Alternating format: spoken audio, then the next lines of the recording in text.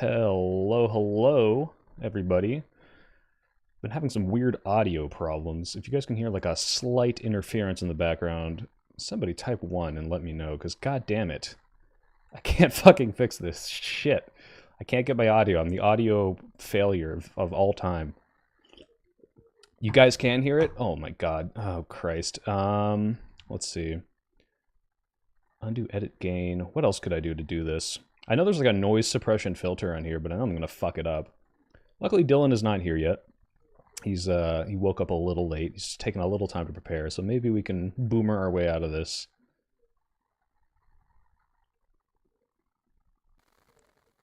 How's that? Is it gone now? I put a filter on it. Tell me it's gone. Please? No one's saying anything. I'm scared. Let's see if our chat is on the overlay. It is. Kinda gone? Oh, god damn it. I hate this so much. The water flowing sound? Is it... So there is a water flowing sound absolutely happening right now, is what you're telling me. Yes?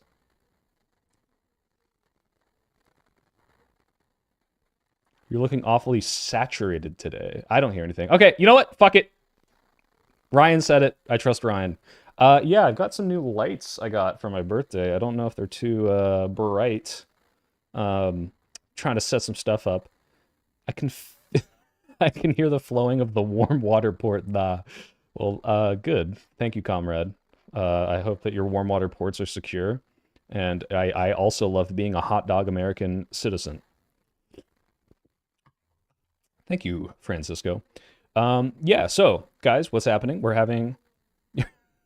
Ryan, you're listening in AirPods? You listen to my beautiful voice on AirPods? Disgusting. Get some high-quality $400 headphones, Ryan. I see, Louis, you got the, what is this? The USA... Or no, sorry, the Pete Hegseth emojis, or the Michael Waltz emojis. Yeah, so today we're at Dylan on. Dylan, if you guys don't know, well, I'll let him introduce himself when he gets in here, if he ever gets in here. Oh, hold on. Just got a message from him. Bada bing, bada boom. Try to join voice. Oh, I gotta give him permissions. Oops. Giving now. Look at me. Look at me. Edit permissions. Roll. There we go.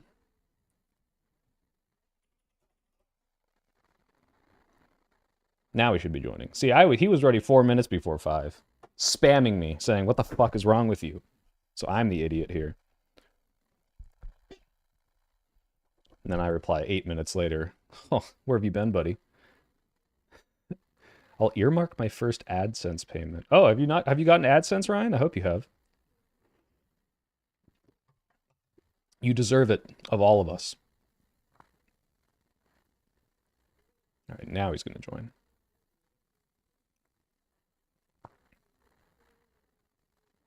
Yeah, no, I've got a messed up sound setup, messed up lighting setup. I can't wait till I have like an actual stream composition here, and my Pickle Rick is up front, and all my toy collection back there is JJ McCullough style right behind me.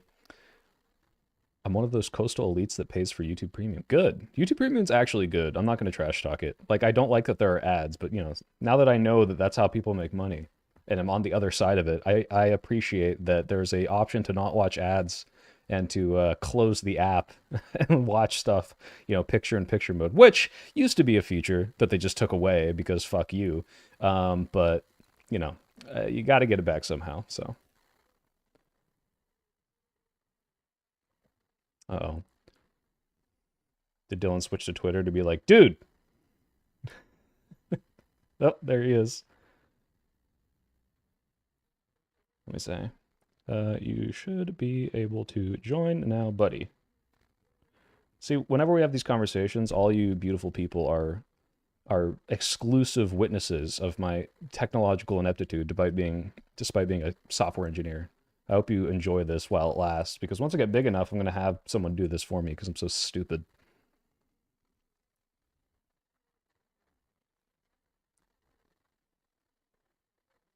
Oh, he's typing.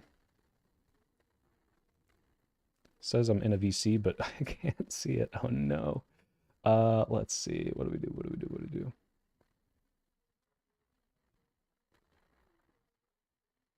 we do? More options. Voice channels. Edit channel. Permissions. Add members. There we go. This is me being stupid again. I keep forgetting I make it private because I was like, well, what if I make this a big Discord? And all people try to join while I'm having important conversations with big cool kids like Dylan Burns. Then I remembered I'm never making a Discord, so it's just for people that I talk to. Hello! Sorry about that. That was all my fault. I'm a big dumb idiot. That's okay, aren't we all? Unfortunately. So hi, are you going to be able to turn on video, or Sorry, could you say that again? You cut out for a second. are you going to be able to have your video or no? Yeah, just give me a moment. Just give me a moment. I'm just trying to figure it out. I saw, if you guys go to Dylan's Instagram, by the way, he has a propeller hat in his one of his photos from 2024, before I purchased my propeller hat, which means he was the trendsetter, and he doesn't have it anymore. But you know, I can take that moniker from him. Hi, look at his beautiful face there. How's it going, man? Hello. Welcome to the It's stream. going okay. Happy to be here. So we're already started? Oh, yeah. Is that okay? We're live. Oh, fantastic. How have you been? I've been great. Thanks so much for coming on. Just for context, everyone, I reached out to Dylan because Andrew Mercado invited me to a Ukrainian panel, and I've been involved in some Ukrainian stuff, politically wise. I'm doing that fundraiser for Ukraine. I watched that shitty debate, which I watched your coverage of it. Yes, while I was at the gym, Dylan, I watched you crash out watching Lactoid lie over and over again. Oh God. But people were telling me, hey, reach out to Dylan. He's really into this. So take it away. Who are you? What do you do? And yeah, what's your shtick? Sure. My name's Dylan Burns. I'm a streamer and war journalist. I mostly cover the war in Ukraine, not exclusively the war in Ukraine, but it's what I've dedicated my last 3 years, going into 4 years, covering it on the ground. The way I usually do it is I'll spend about like 8 months in Ukraine, or maybe like there'll be 4 months, go back home, spend a month or 2 months back at home, go back, spend another 4 months. And in that time, I try to embed with the Ukrainian armed forces, different civilian organizations that are providing aid to the front line.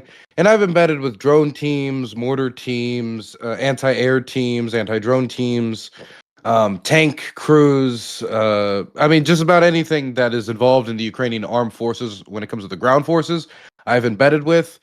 Because I want to cover as much of the war as possible, because I really want the first draft of this historical record, which is what I believe journalism is. It's the first draft of history, is as good as possible, and as thorough as possible, and as accurate as possible, because there's so many lies about this war that can easily be debunked by just showing people the physical evidence of stuff that happens all across the front line. But there's not enough cameras to capture it all, so I'm just trying to do as much as I can and release what I capture in documentary form content online, or in releasing articles with a small publication called Offbeat Research. I'm going to be publishing an article with about a deserter from the Ukrainian 155th with them in the near future. Nice. Oh, and by the way, remind me at the end. I'll take all your links, all your plugs. I'll throw them into the description.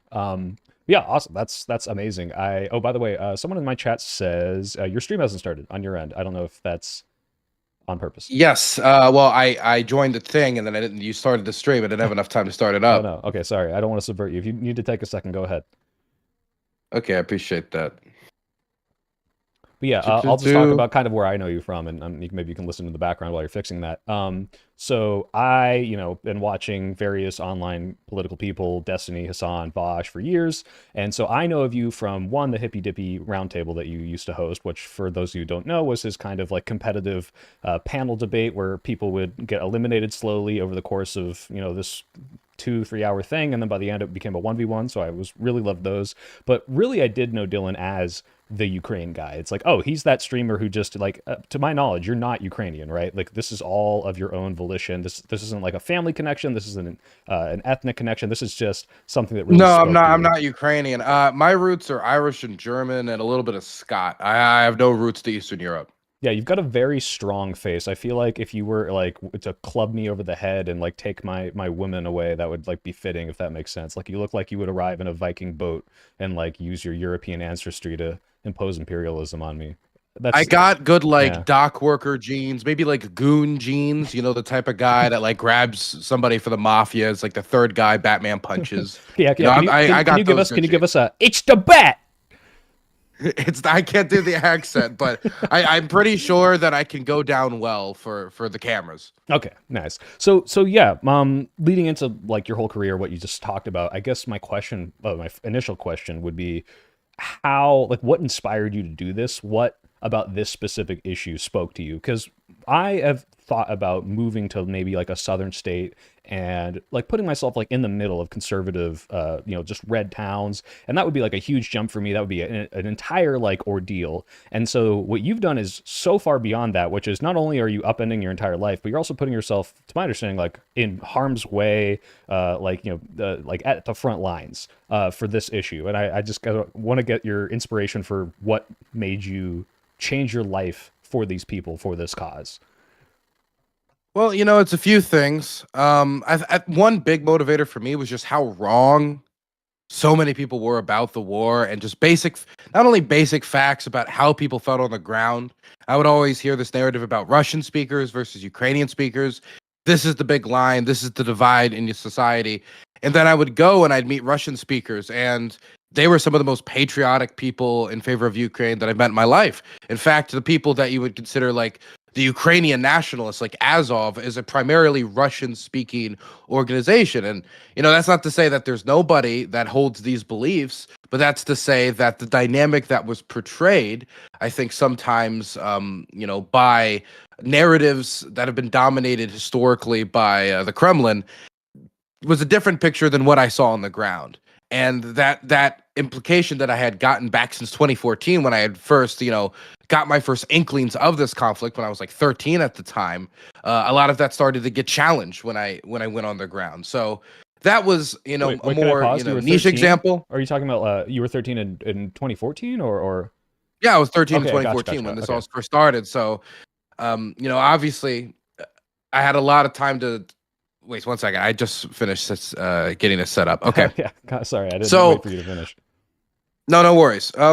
The I think the big thing that was wrong for me that motivated me to move forward was just how awfully wrong the generals were. Not only about, oh well, number one, it's not going to happen. Not the generals saying that, but this societal just, oh, it's impossible. It just feels too hard to believe. Even after the American government came forward and said, no, it looks like they're going to do it. Yeah, And then I saw following your. that, Oh, sorry, go once ahead. it did a cap, once it finally did happen, it's like, oh, it's going to be over in 3 weeks. Even when after 3 weeks they hadn't even gotten into Kiev, they were still fighting in the suburbs outside of the city. And after getting not only the conclusion of if the war was going to happen wrong, getting like basic facts about how people feel on the ground wrong, getting the battlefield, how the battlefield's going to play out wrong, there was just so many things that were wrong. What I eventually came to the conclusion of is I don't think I can give accurate enough coverage to justify me continuing to yap about this, since I was getting some increased attention after the start of the invasion. People were coming to look at my channel. If I cannot find a way to make my coverage more accurate to what's happening on the ground, because I'm sure there's somebody else who can give better coverage than me, and I'm just taking up airspace. So it's either, do I use this new attention to increase the quality of my show with like a new studio, or do I take all this money, invest it into going on the ground and try to figure out, what's happening on the ground? That was a big motivator. Another big motivator to me was that I do believe that the Ukrainian people have a right to their own country, and the historical narratives that are being portrayed about them. I would like to, go there and show that these people have their own culture, they have their own language. In my recent documentaries, we have started making 100% original music, meaning that we are having Ukrainian musicians design, not rewritings, but their own compositions of Ukrainian folk music that we are now using in the background of our documentaries. To the last documentary for our Kherson piece, where we were documenting the Russian human safari in Kherson, where Russian drones are targeting any number of both civilian and city workers as well as military personnel, but civilians as well. That was 100% original soundtrack from these musicians, and I like bringing that to the forefront because there is a effort by the Russian government to suppress certain aspects of Ukrainian culture or try to absorb them and take them and rebrand them as their own. This has been done with Ukrainian poets, probably most famously with Taras Shevchenko, but more recently we have seen with the occupation of certain Ukrainian towns and villages, people who speak the language, certain musical compositions that have Ukrainian in it, books that are Ukrainian, they're getting destroyed. Names of streets that are Ukrainian are getting rewritten. So if I can help in any way to make sure that just remind people of the existence of this language or to remind people of the existence of this people, I'd like to contribute to that in some way. Yeah. And lastly, if I'm going to throw my politics in there, I do think democracy is better than the non-existence of a civil society, Hot which take. flawed democracy is always going to be better than a system where you don't have the means to improve, your political culture. Yeah. Wow, there's a lot there. I guess I have a few questions. I think the first one would be maybe if you could elaborate a little bit. This idea, I think a lot of Americans have this misconception that Ukraine is just kind of like Russia light. They were part of the USSR and now they're not. And, it's just like Russians, but they don't really understand that there's a distinct culture, a distinct language, a distinct people. And you brought something up earlier when you were talking about the Russian speakers, and this is often misquoted. I think it was in that Tim Pool session where someone says, well, 60% or some majority of the people in Crimea are Russian. When what they're confusing is they're probably Ukrainian people who are Russian speaking but are not Russian ethnically. Like these are very distinct things, and so it sounds like you're trying to highlight that this is a distinct culture, it is a distinct language, and these aren't exactly the same people. And yeah, it's not as if Russia were to just take over the entire country right now. Oh, okay, we just put down one flag, put up another. It's, hey, they're erasing these people, they're taking Ukrainian children and making them Russian, right? They're chastising them for speaking Ukrainian, they're forcing them to speak a certain language, right? So maybe you could talk a little more about how these are distinct peoples that are being erased. So I think that some of the clearest examples is the destruction of Ukrainian monuments in occupied territory. I know the Holodomor monument in Mariupol was destroyed by the occupied authorities. The renaming of certain streets, I mentioned that earlier, but Ukrainian street names are being replaced with Russian street names. Maybe they're naming them after certain Red Army generals or certain, different historical Russian or Soviet dominated names. And there's also been examples of the destruction of Ukrainian literature, literally taking the books and the curriculum and not only changing it, but physically destroying the Ukrainian books. And there is, of course, the widely publicized, but still not publicized enough, mass trafficking of Ukrainian children, which was facilitated in a few ways, either through when Russia was evacuating from Kherson when they were getting pushed over the Dnieper, taking Ukrainian children from orphanages and kidnapping them and deporting them illegally to Russia, which under international law, it's supposed to be a third-party country that retains children to keep them safe in situations not like this. And after removing them to Russia, they then attempted to adopt them out and adopted them out in many instances, or sent them to certain, I guess you could call them patriotic facilities, where they were taught Russian songs, Russian anthems, patriotic education, and such. And of course, discouraged from practicing what you would say as like Ukrainian dominated culture. Yeah. And why are they doing that? My chat is asking, like, what is Russia's goal in doing what you're just saying with kidnapping these children, with forcing them to have certain cultural Russian aspects enforced on them in these, I don't know, camps or facilities? What is the end goal there? Well, the end goal is a really old one that goes far beyond Putin, goes back hundreds and hundreds of years.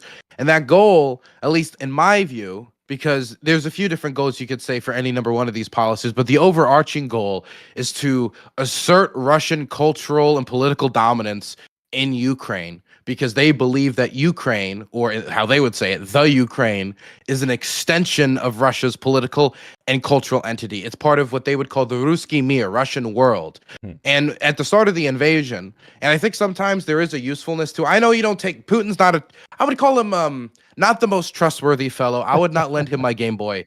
But I think there is a usefulness into just taking some people's words at face value when they tell you what they are interested in. Hmm. I think when people watch his interview with Tucker Carlson, some people just thought, oh, it's just a big performance. But I don't really know how much performative value you got out of kind of like nerdily ranting about history like somebody on Reddit does in a long Reddit thread. I don't think that, like, Prince Yaroslav's horse does not carry much political weight in the American political community or amongst our population. And so when he makes these essays before invading, talking about how Ukraine is part of Russia, it has to be part of Russia. It will always be part of Russia. And it has always been part of Russia. And that the only way, in his speeches, he says the only way Ukraine can exist is either A, as an extension of Russia, meaning you would have political leadership in Kiev that is friendly to Russia's interests, that believes in Ukraine's economic and political integration with Russia, and it being an extension of it both geopolitically and economically, meaning being part of its military alliances and such, or not existing at all, meaning there is no Ukraine. It is just Russia too. It is just an extension of Russia. It is Novorossiya extension into Ukraine. And so doing this helps them to assert their culture as both either A, Ukraine is an extension of the Russian world because we're implementing Russian culture, we're spreading Russian culture, or B, getting rid of it altogether.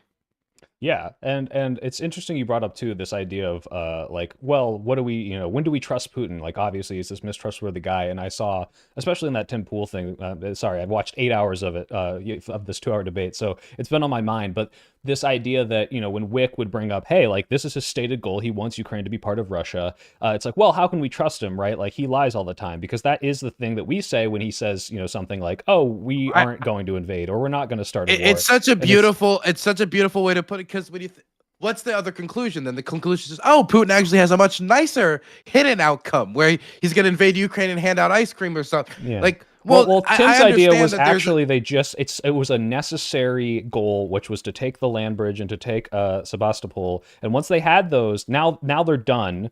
They were invading any other area because it was chess. It was distracting from the fact of these two main goals for some reason, even though the stated goal of the person doing it is nowhere close to that. But yeah, it's ridiculous. But it's also like, yeah, the actions speak louder than words. It's like, okay, sure. When Putin says, I support Kamala Harris, that's probably something you can say, all right, he's probably, trying to obfuscate. He's probably trying to do some weird deception thing. But if he, threw $400 billion behind her campaign, okay, well, maybe he's telling the truth. And if he wants all of Ukraine and suddenly invades all of Ukraine and tries to take all of Ukraine, he probably is telling the truth and you can take them at face value. So it's more of an actions thing, I would say. But yeah, it's funny how people will use that little like web of Putin quotes to hide behind the fact that, well, I don't know if he's being truthful or not and not take him seriously. And the land bridge idea, I mean, there's a usefulness in Russia having a land bridge. It makes it so the Kerch Bridge is not as important or critical for Russia's logistics, and that means they can have other like routes in order to support their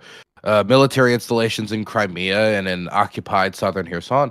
But I fail to see how that would be the main purpose of the war or the main cause, and now they can quit if they've been given unconditional ceasefire offers once they have already established the land bridge, and they continue to reject them with demands for more territory, like the city of Kherson, which is over the Dnieper, and would not only give them a city where they're actively, the human safari continues, but it would also mean crossing the Dnieper River, which is one of Ukraine's strongest natural protective defensive measures, just given to them by God. So I just reject that entirely. But Tim Pool cannot be taken seriously on Ukraine in any manner, not only because of his financial history with non-existent Romanian businessmen. Was it Romanian? Was it Dutch? It doesn't really matter. He doesn't exist in the first place. Tenant Media, beautiful. But putting that aside, Ukraine's the number one enemy of the world. This is cartoonish interaction with war. This shows a complete lack of care outside of just a complete disregard for trying to get the facts right. or trying to take this seriously, it just shows this is all just hyperbolic nonsense to him and whatever is going to rage bait the most people to pay attention. He wouldn't be treating Ukraine like it was the biggest issue in the world that way. You'd be talking about, oh, global debt, or you'd be talking about, climate change, or you'd be talking about something that is wider spanning for as a human greed. I don't know. There's a million things that are more evil than the Ukrainians who got invaded Yeah, well, 3 years also, ago again. and during the same conversation, he'll bring up, "Oh, actually, why should I care? I don't care. You've never told me why I should care." And it's like you're hosting a debate on this, buddy. Like you And clearly care shut a up. little. Yeah, just shut And the fuck shut up. up. Exactly. And also, I think like the legitimacy of him as a moderator is questionable. It just in any scenario, but especially in a scenario post, "Hey, you've been exposed as taking Russian state money, you motherfucker." Like, why is anyone taking you seriously? So it is ridiculous. Yeah, but I also don't like the general trend of debate hosts participating in the debate. I hmm, don't like this general trend. This isn't just a Tim Pool problem. Wick does this as well. There's other streamers that do this as well. And I'm not saying like if you do your show however you want to do it, but when you already do what I think is a flawed format, as well as being as unbiased and impossible and having the impossibility of being impartial, since your name is Tim Pool, it makes a bad format worse. Yeah, and also this is a little bit of a side, but when we were talking with Ukrainian Anna, she was very frustrated with the idea that like, why is this person with millions of subscribers getting two people who are not experts? And she said, no shame to Wick, but it's like two people who are just debate bros, essentially, podcasters going on and arguing about the legitimacy of her people and like the legitimacy of like all, her friends and family getting bombed. And it's ridiculous that this is how American politics is influenced and not the like people who have, like to you I would say, okay, you're a journalist, you go into these places, you have documentation of this, a much more legitimate person to go and talk about, hey, what's happening and what can we do about it, then hey, let's have some nifty diffy 2 hour debate on my funny podcast panel show, and this is like arguing about the outcome of her life. It is very frustrating. I can see that as well. But on that, I do want to ask, because I had so many questions. Sorry, I should have written some of these down. You said like, okay, you were frustrated with the idea that so many people were getting so many things wrong. There's all this misinformation, and my question then is, was there like a triggering event of like, oh my god, this is like the final fucking straw. They're getting this so wrong. I have to go and do something about this. Because for me, one of those like triggering events for me was like the current Trump admin and the treatment of our civil rights right now, and just how bad things are going, how quickly it has like invigorated me to work even harder on all my content. So like, was there that kind of I don't know, watershed moment or like Rubicon moment for you? Honestly, I don't think there was one moment that particularly did it. I think it was a slow buildup. I remember at a certain point, I had some sort of family event. I forget what it was, but I was with my family, some sort of get together. And I remember people, just the conversation keep coming up to Ukraine, or it came up a few times, and each time, just the only thing I'd really say about the matter is like, I feel like I should do more. I feel like I should be doing more. I feel like I should have a means to do more. And as it continued to go on, and all these deadlines for Ukraine to collapse and Russia to have their Victory Day style parade in Kiev passed by, and the weeks, turned into like over a month, I eventually made the decision. Well, it doesn't look like the front line is in any immediate risk of collapsing. It looks like this war doesn't have any immediate end date in sight. And so this looks like something that is the largest war in Europe since World War II, of extreme historical significance. Yet the media's batting average on this is god awful. So When you say that the I think media's that it was batting more of a average, slow is that buildup. is that like all of the media, all of American media? Is it like I don't particularly I the don't right want to wing say media? all. I can't say all of the media, because there were certain commentators that I think were better. I think those, for example, who relied on sources from those who helped train the Ukrainian armed forces, and when talking about the quality of the army and that it's not 2014 anymore, when I saw a lot of other people saying, oh, well, back in 2014, 2015, this is going to be just like Crimea. Hmm. Some people had not fully processed the amount of change that had happened. And it was almost like people were like, oh, I'm checking back into this war from 8 years ago, where a lot had actually transpired in those 8 years, not only nationally when it comes to political identity in Ukraine and how people had changed this relationship of the brother country, Russia, since the 2014 invasion, but also just when it comes to military organization and the fact that there was better training, there was better organization. Even if a lot of the stories I hear about the time was about how chaotic it was still much better than 2014, and probably a lot less spies and informants that were giving the Russians information. There still were, but it wasn't as bad as it used to be. Yeah, and Not to also, mention, of course, the Russians well underestimating exactly what they were up against and the oh yeah, public opposition they would face. yeah. Actually, that's interesting you say that. There was a question in my chat, and maybe this is slightly related. What's your confidence on, let's say, like, tomorrow they agreed to some sort of Trump deal, and Russia got to keep the territory. What do you see when they're keeping this territory with a occupation that has a hostile population to them? Like, it's not as if the citizens that were there or remain there would be okay with that. How do you see that playing out if that, like, if they were to remain and the war were to end, but this Russian occupation of I guess Crimea would be like a historical example, but now the more eastern regions, like, what would that look like for them? Would they be replacing citizens with their own? Would they be kind of pushing people away? Like, what do you think about that? Well, we're already seeing a certain amount of the speed. I warned about this about a year and a half ago when this foundation was getting laid out by constitutional changes, and they were laying down the legal framework. But a year and a half ago, they started laying down the framework for the seizure of property of those who refuse to take Russian citizenship and occupy territory. Okay. They could seize their homes, property, stuff like that. And recently, that framework was built upon in order to make it so then you could not only seize their property, but then you can remove those people. So you take their property, you take everything they own, and then you deport them. I guess you would throw them over to, a third-party country or deport them back to Ukraine. The point is, they're removed from the community they've lived in for, well, long before Russia had come, and invaded. That allows them to remove anybody who is not going to be a willing and active participant insofar as they're signing up to get a Russian passport. This has put a lot of people in very difficult positions because there are people who their family members have been killed by the Russians. They have seen their entire village burned to the ground by the Russians. They have seen their entire world turned upside down by the invasion. And now, in order to hold on to the little bit of world that they've been able to, through it all, through a lot of times waiting as the battlefield literally came through their backyard, in order to hold on to that little bit of the world that they still have, which could be, their child's grave in their backyard, or where they buried their husband and fathers, or in his father's father. In order to hold on to that little bit of world, they just got to play ball.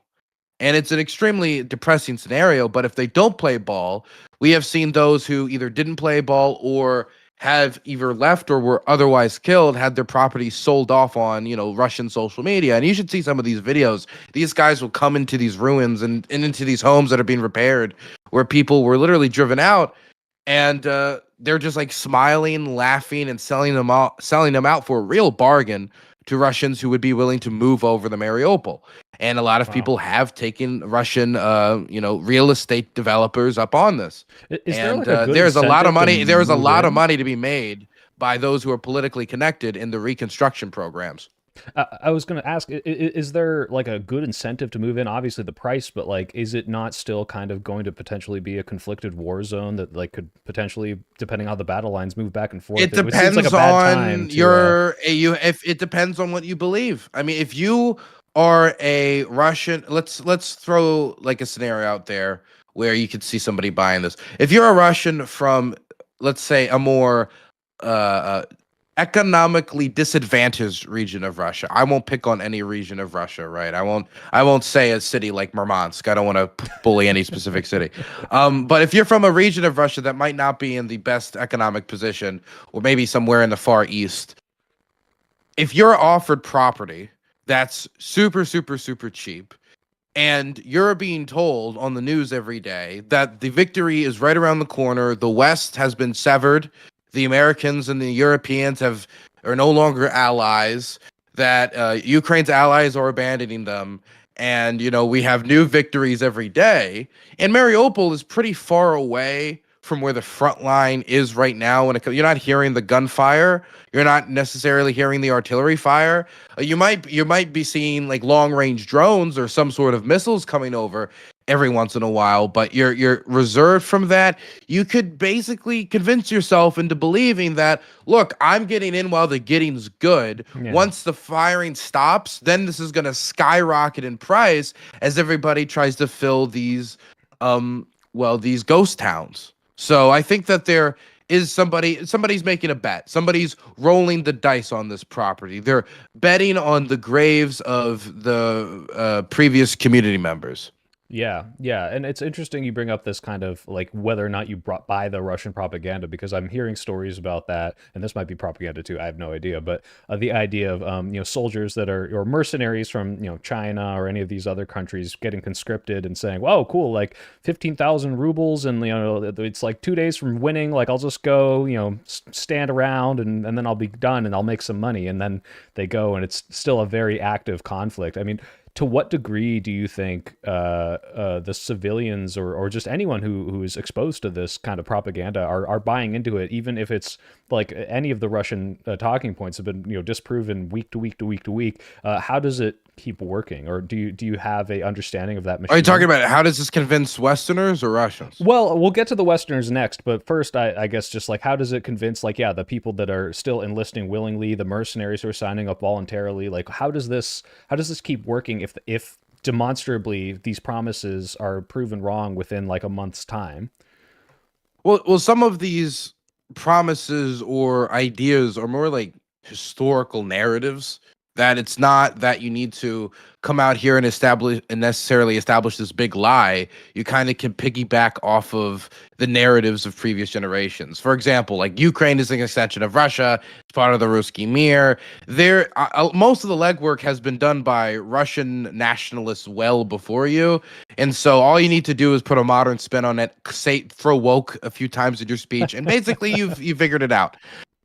So there's that.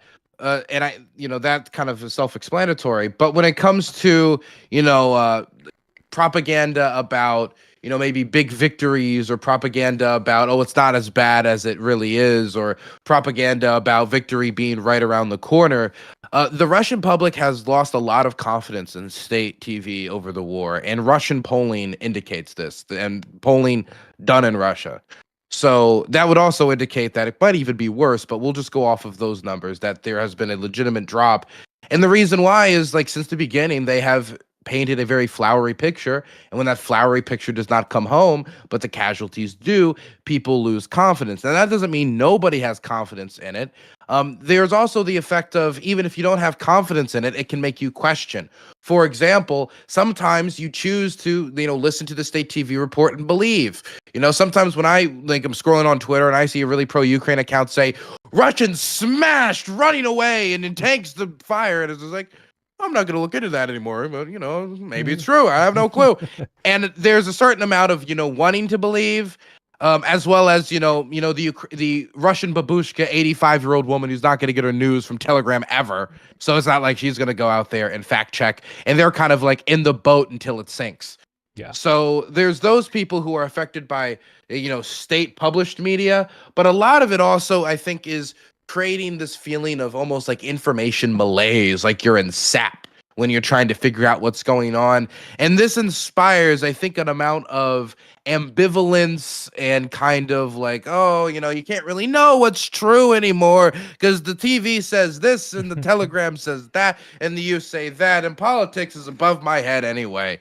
And I think that creation of ambivalence to the war is probably one of the most useful impacts for the regime, the Russian regime, of their state propaganda. It's not even necessarily convincing them that they've killed. What was that? You think that's on purpose? The idea of instilling ambivalence, because interesting. I think that's one. I think that's one of the intended effects of it. And even if it isn't, it's certainly one of the main benefits they've gotten from it at this point. I know Solovyov will still help beat the drum beat. And when I listen to their rants about blowing up block by block, or that one horrific commentator talked about drowning of the children, or all the other horrific stuff I see, I think there's also the basic well-known historical effect of dehumanize the enemy, getting you ready to go do like unspeakable things that one would not like to do to their fellow man.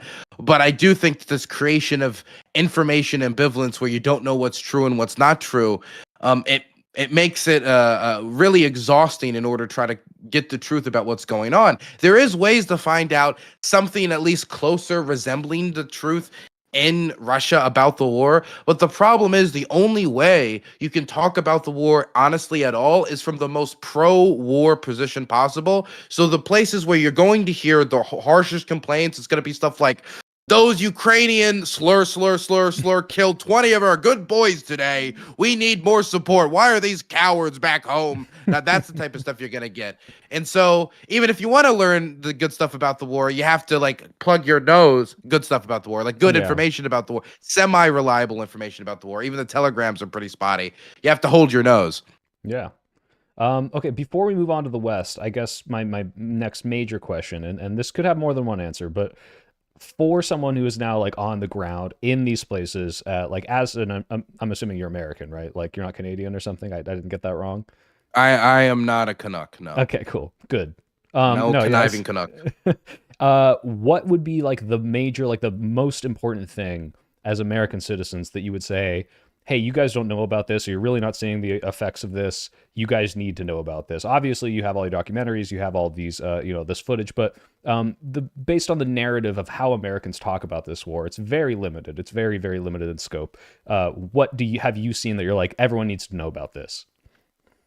I mean, I could always point out like certain atrocities for the fact, like my most recent published documentary is about the human safari in Hassan, where drones are targeting ambulance crews, firemen after like homes are caught on fire, firemen come to the homes, they bomb the firemen.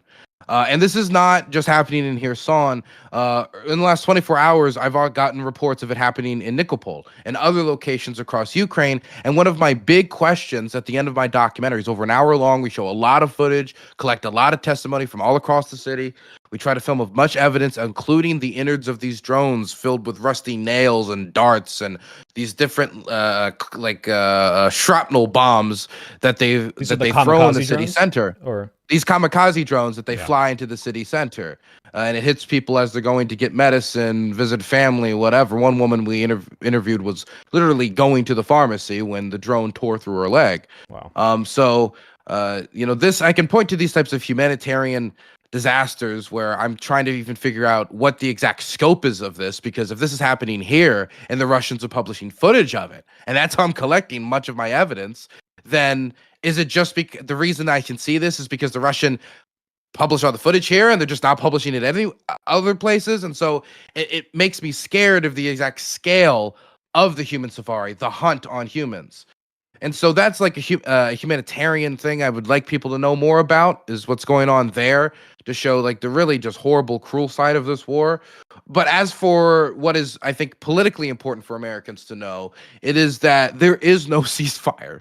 I don't know what people are calling it. They can call it a ceasefire if they want, like a long range energy ceasefire, this ceasefire.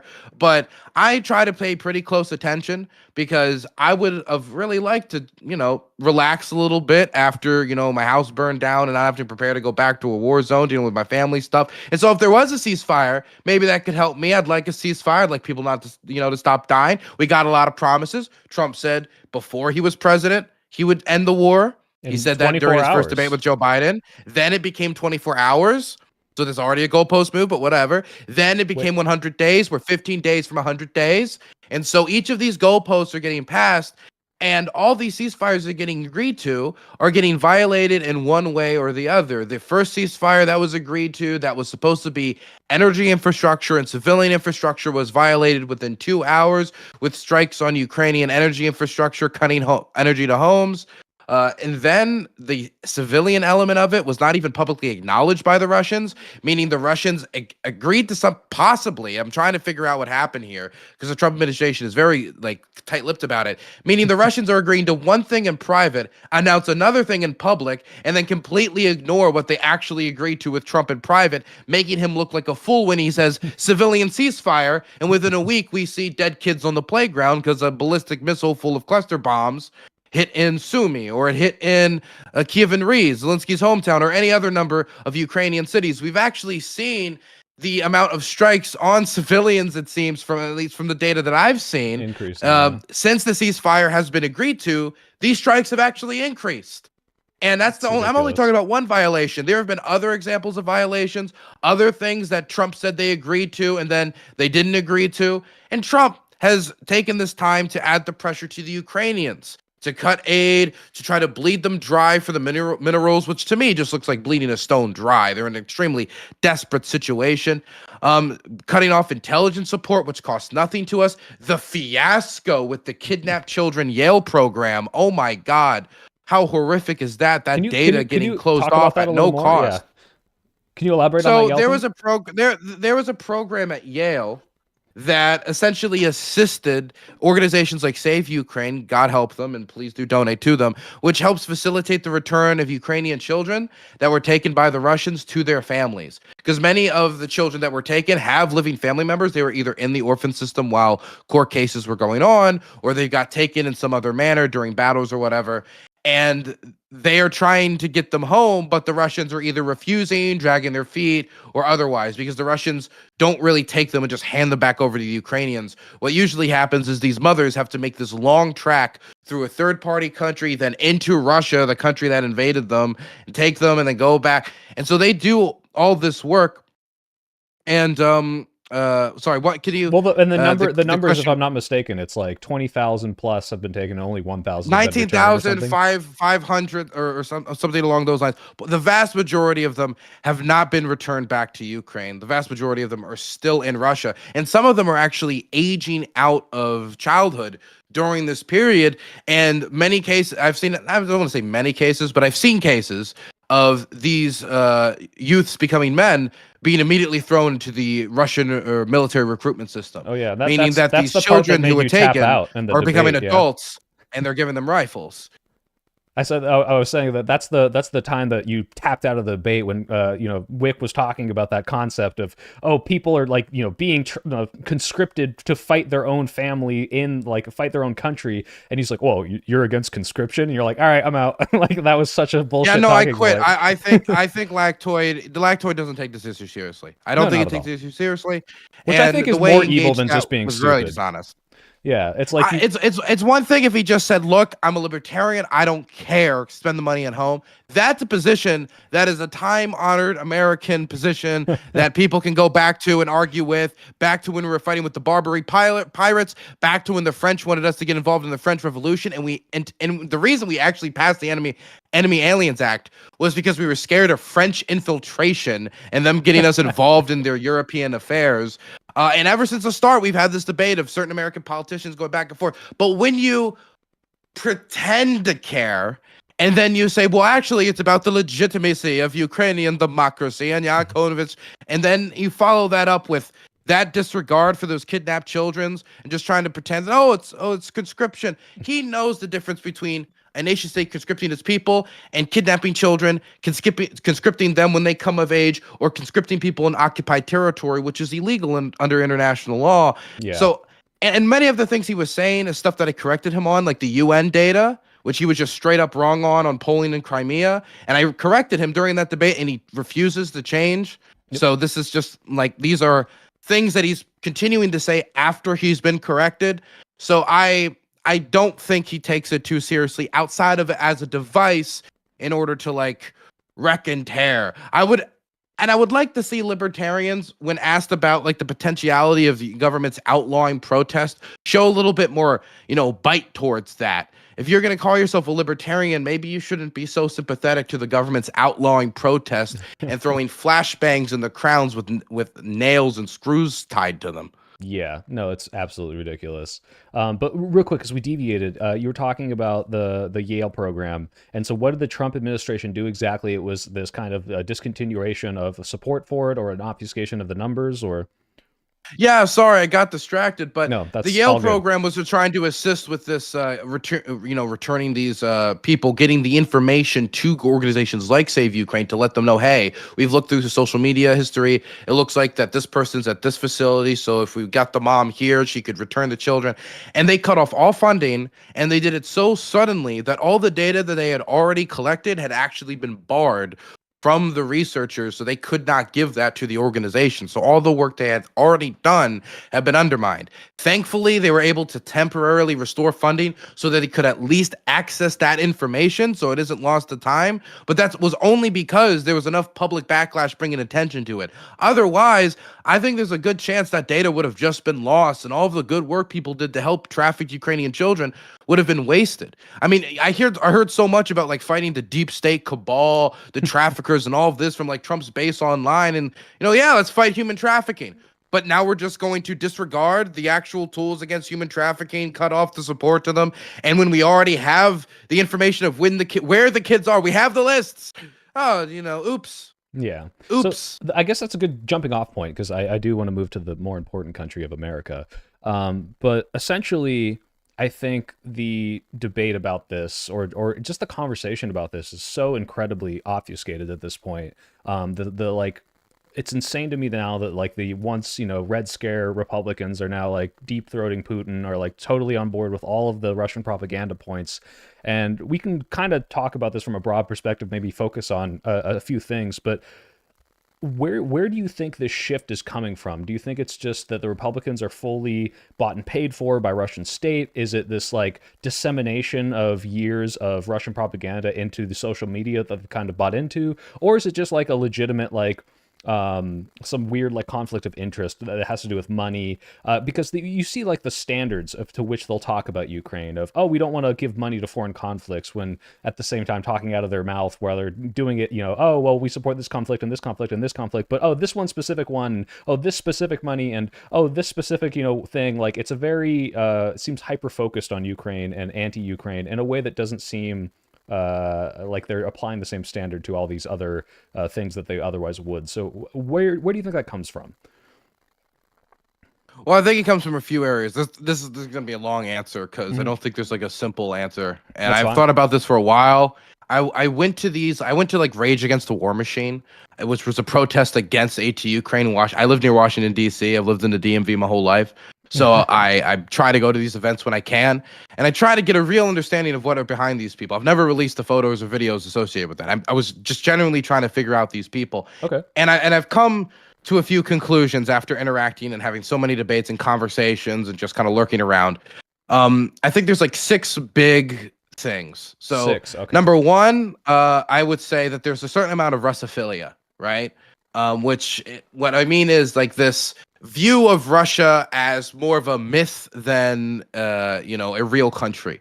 When I hear Donald Trump or certain politicians talk about Russia as this unbeatable behemoth that never loses wars, has an unrelenting, unmountable tolerance for pain, has like endless resources and endless men to just throw into the meat grinder forever, and the babushkas will just keep pumping the babies out because they don't really care, because they love their country so much that they'll this image that I get of Russia leads people to treat them more like a cartoon than a real country. This manifests in a bunch of different ways, not just in how it is actual in its physical military strength. And a lot of that illusion was shattered, I think, within the first 3 weeks of the war, but people have still continued to pick that up. So I think there's a certain amount of Russophilia. Yeah, I think, they kind of, sorry to interrupt, but don't you think they kind of talk about Russia, not like it's a country that's making decisions, but as this kind of like environmental force that's like, oh, the Russian wave is coming into Ukraine, and the way that Ukraine deals with it, like, we're going to judge them based on the choices they make, but like Russia's going to do that. They're just this unstoppable like natural disaster that's just going to happen. Like, yeah, it's a natural. It's a force of nature, and how it's really a question of how you adapt to it. But God, you can't stop the force of nature. It's just a question of how you manage how much you give the tornado, how much of the town you give him. Yeah. And I think there's also this Russophilia extends into this idea, and this is the second one, because I know it's technically still Russophilia, but I think it's big enough that I still have to point it out. This idea of Russia as red pill nation, base nation, trad nation, this awesome Christian paradise where diversity, wokeness, trans, LGBTQ, vaccine, gay, whatever, hasn't ruined everything and made all of your superheroes black, right? And this, and I know that's a bunch of stuff, but just to give you a general, because it could be any of these issues. No, yeah. You look at the people, the portrays this. Republican, like the war propaganda, they'll like say, look at this recruitment ad that's saying, oh, you could be a, a lesbian lieutenant, and look at this Russian ad and look how manly they are. Or they'll even they do Dave this with Rubin fell for China. that hook, line, and sinker. Well, yeah, well he'll fall for just about anything up to. I truly believe he didn't know he was taking Russian money. Of all of them, I think he was just stupid. I think the other ones are, a little more culpable, but he's just an idiot. So, whatever. Anyway, the point is, yeah, this idea of like, how can we associate Ukraine with woke and Russia with this anti-woke, DEI? Like, I think Putin even himself talked about, was it wokeness or what does he say? Like, we're going to defeat... He talked about wokeness. He talks about LGBTQ. But I want to say one of the clearest examples of it is his invasion speech, the speech he made an hour and 10-minute long speech before the 2022 operation really was underway. He name dropped J.K. Rowling. What? Like this is him clearly making inroads into American conservatism and trying to turn the culture war into something that allows him to divide the public inward while he makes offensives in Europe in order to distract us. What I think that's one of the sillier ways, but I think a more nefarious ways has to do with Christianity. I've seen Marjorie Taylor Greene, duly elected congresswoman from the state of Georgia, even if sometimes, the idea of her putting on her pants, even let alone, getting into office is kind of hard to picture in your head. She went on TV and said that the Ukrainians are harvesting the organs of children to pay for the war effort and that Russia is fighting for Christians in Ukraine. This is stuff that she's repeating. Now, she's from Georgia. I don't know if you know much about Georgia, but there's a decent amount of Baptists down there. And there's a decent amount of Baptists all across the South. And I know the Ukrainian Baptist community. I've gotten to know them pretty well over my travels because one of my main fixers is a pretty religious Protestant. And Baptist and evangelical churches across occupied Ukraine they don't exist anymore. There were 40 evangelical churches in the city of Mariupol before the Russians took over. Now there's 0. So they Russians shut down every single then. one. The reason why is that Baptists and this type of Christian, this type of Protestantism, evangelicalism, is seen as so tied with the United States, because we have a lot of evangelicals and Baptists over here, that they see it as a sign of disloyalty. And so this has been something that has been going on for the better part of a decade now. I mean, back in 2014, 2015, I remember the scandal about the Pentecostals that were lynched at a checkpoint by Russian occupation forces. So, I mean, this is something that's been going on for a while, and these are people that would be represented by Marjorie Taylor Greene, Baptists. Yeah, so Protestants, they're projecting evangelicals. This is her base. If they were in occupied territory, the people she said were fighting for Christians, their churches would be shut down. Right. So they're projecting this like Christian victimization culture we see here in America onto the conflict in order to get people to be pro-Russia. It's not this like, oh, like, Ukrainians are anti-Christian. It's, hey, you hate being victimized here in America as, the most oppressed minority. And look, Russians are pro that and Ukrainians are anti that. It's just as simple as, how can I compartmentalize this as an American to you to get you to think what I want, right? And it's sad because there is real Christian persecution going on in Ukraine. Yeah. It's just that it's politically inconvenient to their isolationist or Russophilic tendencies. Yeah. And oh, sorry, Holland. I had another point, actually, but this is maybe, I was reading that J.K. Rowling thing. I got a little distracted. So, yeah, he talked about cancel culture. Oh, J.K. Rowling was canceled in his invasion speech. That's insane. I didn't know that. Yep. I feel like I should have, as someone who is used to be a big, well, I guess I'm still a big Harry Potter fan. Am I allowed to say that anymore? Like, death of the author, right? But, yeah, actually, I don't know if you don't want to answer this. Are you a member of the LGBT community? I think you are, right? But I don't want to make assumptions.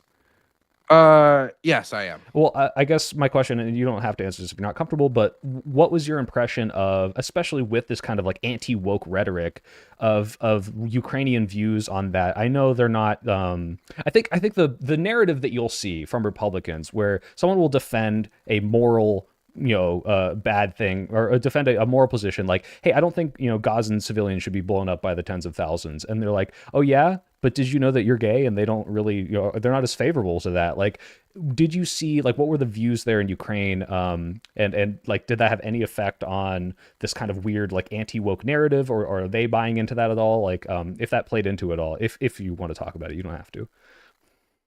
I mean, like I'm openly queer. You know, I like men. I'm pretty open about that. It's not something I make really a big part of my identity. That's I'll why I put like a didn't know, rainbow you know? flag on the Twitter. I put like a rainbow flag on the Twitter account, mostly just because it pisses off all the right people. Yeah. Well, I mean, just so you know, every single person that's subscribed to me is gay. So you have a lot of support coming from here. So I appreciate it. But I don't hide it no matter where I go, really. I won't like lean into, I'm not like going around like with two rainbow flags queers from coming up to Ukraine, yeah. everybody like, yeah, like, oh, can I join the Navy? You know, I'm not doing that. But when people ask, I'm very open about it. And I mean, I remember had a few interactions where once I was coming home from a barbecue I was at, and I had talked to my Polish friend of mine, Philip, who I'd gone on some embeds with, and he had asked me about my sexuality. I was open, but yeah, I like men. And one of the Ukrainian like medic drivers had overheard me. And while we were driving home, in order to try to be friendly with me, he like pointed to a house. He said, "Gay lives there. Gay lives there." To like acknowledge that there's a gay in the community, and they hadn't like driven him out with pitchforks. So like, hey, look, we're people. We're human beings. We didn't drive him out. So that was one experience. Another one I remember was and soldiers have a pretty raunchy humor. And I was Hmm. talking to, I won't say which press officer because I don't want to embarrass him. I could even say which, I could say the mechanized division, and people could look it up for themselves. I won't do it though. I won't spoil them. Mhm. But I remember I was with him, and he was at one point joking. He said, "Yeah, in this job, I've seen a lot of naked man ass, balls, and dick in my time." And I said, "Yeah, me too." And he said, "Really? Yeah. Why?" And I said, "Well, I was having fun." He like looked at me for like 10 seconds and were like, "Oh, okay." But I've never been treated negatively due to my sexuality.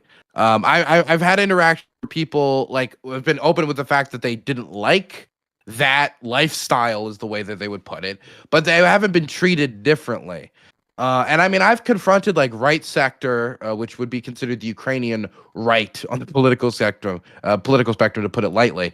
I've confronted like their soldiers on anti-queer activity that the organization, like violent activity that the organization has been engaged in. So, I've tried my best. I released videos, tried to study like the Ukrainian political consensus and how they feel about queers now. And this is how I view Ukrainian society now on queers. They're still way behind Mhm. where we would be societally on queers if you to poll their public.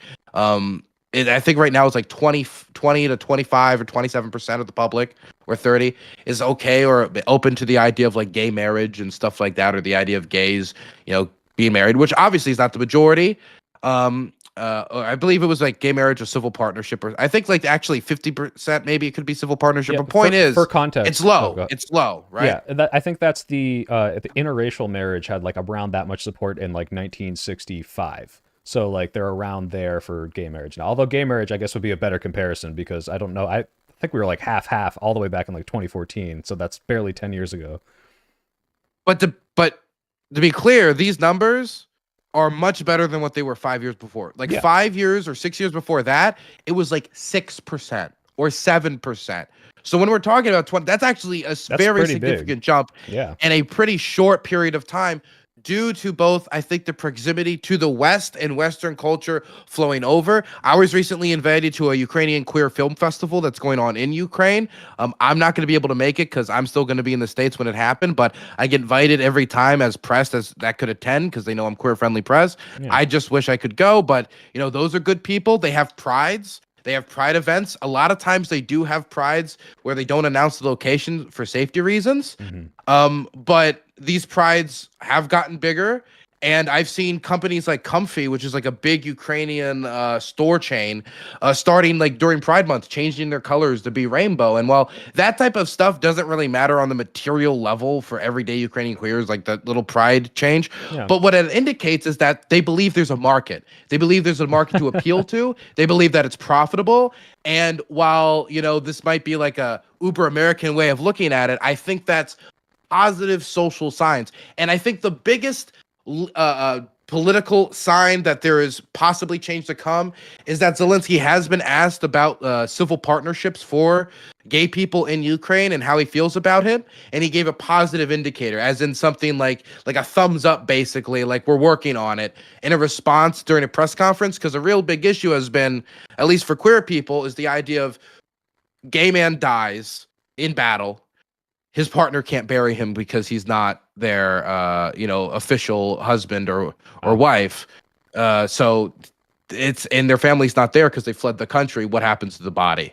Yeah. And these Wow. people who fought for freedom, they should have the dignity in being able to choose for themselves how their bodies are disposed of, and giving them civil partnerships could allow them to have a mechanism to be able to bury their loved ones after they've fallen in battle for their country, which I think is the least you could do for these people who have given literally everything for freedom, is to allow them to have that type of personal freedom with the ones they love. Yeah, I was gonna say it sounds like these, based gay super soldiers like you and all these other people on the front lines are the thing that do change the perceptions. It's like so many of these like bigoted expectations come just from like an ignorance of, oh, I've just never met these people, and then it's like, oh, like they're surprised when they find out you're gay, because they're like, oh, I thought gay was bad, but you are good. How could this be?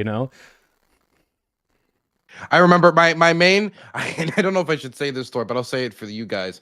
My main fixer, Bogdan, is, and I say this story with all the love in the world for Bogdan. I do not mean this in a negative way, right? I'm just saying this just to show you just the shock value that people sometimes have, because I don't care. I have long hair, but I don't care. I don't have what you would say is like the metrosexual qualities of what some people would stereotypically assume somebody, a man who likes men, to have. I remember I was walking home with him, a very religious man, very religious Protestant. And I was walking home with my friend, Patrick Hillsman. Patrick Hillsman, he's a journalist who wears his heart on his sleeve, big vegan. He loves the earth and loves everyone around him, right? And he loves them to the point sometimes it hurts him, and to the point where he can't stay quiet. And so I'm walking, and I remember hearing something about Bogdan once saying something in the car about the LGBT being the enemy of some sort. And I was like, the enemy? I was like, huh. And I put that in a file, because I was like, does he mean like we're like they're all like individually the enemy, or did he think like, oh, there's this political movement? Because I know he's like actively in the church, and I'm trying to like figure that out in my head. And so eventually I asked him when we're walking back to this apartment, like, so like you think that the LGBT is the enemy? And he's like, well, yes, I do. I think because they're trying to put this stuff in like the school, and they're trying to put this stuff in like this. And I'm hearing the downstream effects of American political culture going overseas, right? And this isn't the first time I heard it. I remember when I interviewed the Right Sector Fighter, he told me he liked Jordan Peterson. He liked his books and stuff. So there's other ways that this has happened, but I'm starting to hear this be repeated back to me, that about, this is here, this is there. And Patrick Hillsman, his eyes bug-eyed, his heart starts, coming, it grows, and it comes out of his chest, and he says, the enemy? You think they're the enemy? Do you think Dylan is your enemy? And he looks at Pat, then he looks at me. I swear it was like a deer in headlights. His eyes went wide. He looked like an owl. He looked like an owl in the night. His eyes glowed. And he asked me, Dylan, are you gay? And I said, no, I am not. I'm bisexual. I like both, but I lean a certain way. And he said, oh. And I could see like this, like it was almost as if I had like stuck adrenaline into the system, and he froze up for a second, and like the information was traveling, and each cell in his body was being handed a piece of paper saying, Dylan homo, Dylan homo, Dylan homo, right? But since that day, he's never treated me any different. He's never treated me any different. He's treated me with 100% respect. Anytime any woman shows me any interest, he gets really happy, because he's like, yes, they're gonna get him. Yes, switch him back.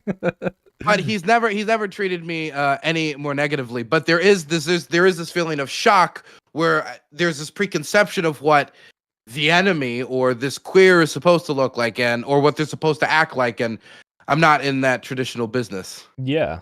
Oh, you know what you should have said? I don't know if this reference will go over your head, but you should have told him, fuck you and your eyebrows. Fuck you and your eyebrows. Yeah, that's what Walter White says to Bogdan in Breaking Bad, but I don't know if you've seen that show, so I got through season 1. I don't remember the rest of it. okay. Well, that was season 1, so I now hate you forever for not remembering my favorite show. It's not my favorite show. Anyway, but let's circle back to this because this is part of what you just said. This kind of, you see this trickle of like American framing into people in the I said the Ukraine a couple times on accident, by the way. If I say it, it's not because I'm a Russian propagandist. It's because the way I learned certain Don't worry, countries in German. I'll forgive you if you spin the hat. Yeah. Okay. Oh, yeah. You're the first streamer to ask me to spin it. So, there we go. Yeah, it spins There the we go. wind. It's Well, my very chat nice. asked me to ask you, so I had to. Oh, hell yeah. Work it in. No, excuse me. So yeah, the dissemination of this like American propaganda into Ukraine. You were on point 2. That was point 2. So you had 4 more points of what the framing of American politics. The first one was oh god, I've already forgotten. I should have written these down, but really quickly summarize the first and the second one was this like dissemination of American propaganda, American framing, and then you had 4 more, which I'm still very interested in hearing. Sorry, could you say what the my other reasons? Yes, I got them Yes. already listed. Oh, you had a list. So Okay, I money, was wondering. money, money's a Russophilia big was the one. first yeah. Money's a big one as well. I mean, tenant media, those people were making money to push Well, that was the Russian only. propaganda. No, that was the only time though. That was. I don't think they're doing it anymore. I don't think any other. Russian No, they money's stopped. coming Yeah, in. they They decided stopped, it was right? no longer worth it. Yeah. Today, we just got the announcement that Marco Rubio is shutting down the office of 40 federal workers to counter Russian, Chinese, Iranian, and terrorist disinformation. So I'm sure the way they will react to that is by also unilaterally disarming their disinformation machine. I'm sure that is how they will choose to react to the United States taking their shield and throwing it on the floor when it comes to information warfare. I'm sure that is exactly what they will do. Why do you think he's doing that though? Because if you told me that was just Russia or just China, I could see some sort of like money thing going behind. But Republicans are so anti-Iran that I would guess that when you mentioned that country included in those other 3, it almost seemed like, well, that doesn't make sense. Like, why would they do that? As like, it doesn't fit in with their kind of narrative unless it's like, oh, I'm willing to aid these other countries insofar as I'm willing to kneecap myself in my own interests. I think it's more that they just don't see it as a priority. Mm-hmm. Definitely, since a lot of times the disinformation in question, like definitely the stuff that's circulating in right-wing circles, might not be stuff that's actually hurting the MAGA movement, or sometimes it might even be designed to specifically benefit them. But I mean, I'm speculating on intent right now. I will say that I am speculating, but I just don't think they see it as a priority. That's not to say that they don't think that monitoring people's social media isn't a priority. We see them doing that for immigrant students across the country right now. Yep. It's just that monitoring the social media accounts of foreign agent disinformation actors doesn't seem to be the priority. Okay, gotcha. Yeah, especially considering how many times in the past 10 years that's come up and been an incredibly important thing. Kind of weird for them to just throw that out of nowhere. But yeah, on the topic of money, I mean, obviously we can't know for sure, like this tenant thing was one of the biggest things that was exposed, but like, to what extent do you think any of our politicians, or at least pundits, are bought and paid for by Russia? Because when I looked at the tenant media thing, I don't know, for like best case scenario for these people, their best argument is, I'm a big idiot. I don't investigate where my money comes from. And my points just so happen to align so clearly with Russian propaganda that they were willing to pay me for it. Worst case scenario is I knew exactly what the fuck I was doing. I was changing my opinions or changing what I was saying for these people because they were giving me money. And I'm curious what you think, like how more widespread it is, and like how deep does it go? I mean, like, is Trump, people like to say Trump's a Russian agent, and like, I've heard some compelling arguments, and it's like, all right, obviously he's aiding them. Obviously, he clearly won't say anything bad about Putin, but like, to what extent that is, it's questionable to me. It's definitely a spectrum from, oh, he's not literally part of the KGB, but maybe he like it is. Like, where does this money go? How far does it go? And how deep does the conspiracy go? I mean, it's impossible to say for sure. Yeah, I just mean, Benny speculating. Johnson, Dave Rubin, Tim Pool, Lauren Southern, these are not no names Yeah, in alt conservative media. These are big names. I mean, Lauren some of Southern the isn't as big biggest. as it used to be, but Benny Johnson and Tim Pool, these are people that regularly go viral. Benny Johnson is an algorithm machine, a man purely made up of ones and zeros of what is the best thing to make your grandma with Alzheimer's get angry on the internet. Like that is his prime directive, and he's very good at it. And having people like that going out there and pushing bizarrely specific pro-Russian theories. Benny Johnson pushing the idea that the Moscow Mall attack was actually done by pro-Ukrainian agents done with no backing, with no evidence outside of the fact that we now know from the communications from the Tenet Media Yep. report that Tenet Media had thrown those stories into their orbit. Yeah. And these are big names in conservative media when it comes to the total viewership they're driving in, the amount of eyes they're Millions, pulling yeah. in. They maybe not be big names in like credibility, but gigantic names when it comes to, you know, the amount of the public that they're actually influencing. Yeah. So we already know like people that are getting tens of millions of eyes have been paid by the Russians in order to either prop up their pro-Russia messaging or messaging that they believe benefits Russia, or in order to change it to be even more pro-Russian, as we could see with like the Benny Johnson story with the Moscow Mall attack. Now, this is what we have busted up. I would think that from Russia's perspective, how far they got with Tenet Media, I don't know if they would see that as a failure or a success. I would lean towards success. Because on one hand, you'd say, oh, it got exposed and it didn't get to pick up to its completion. But on the other hand, they already got pretty far. It didn't take a lot of convincing to get these pretty big names on there. I wonder how much they can appeal to the egos and the pocketbooks of other people in the alt media space, especially when it comes to be a period where maybe you're not making the same money as you used to. Daily Wire because going maybe you have a bankrupt, view. yeah. You know, views going down and you're getting desperate. And all of a sudden, Mystery Man from fucking, Belgium this or whatever.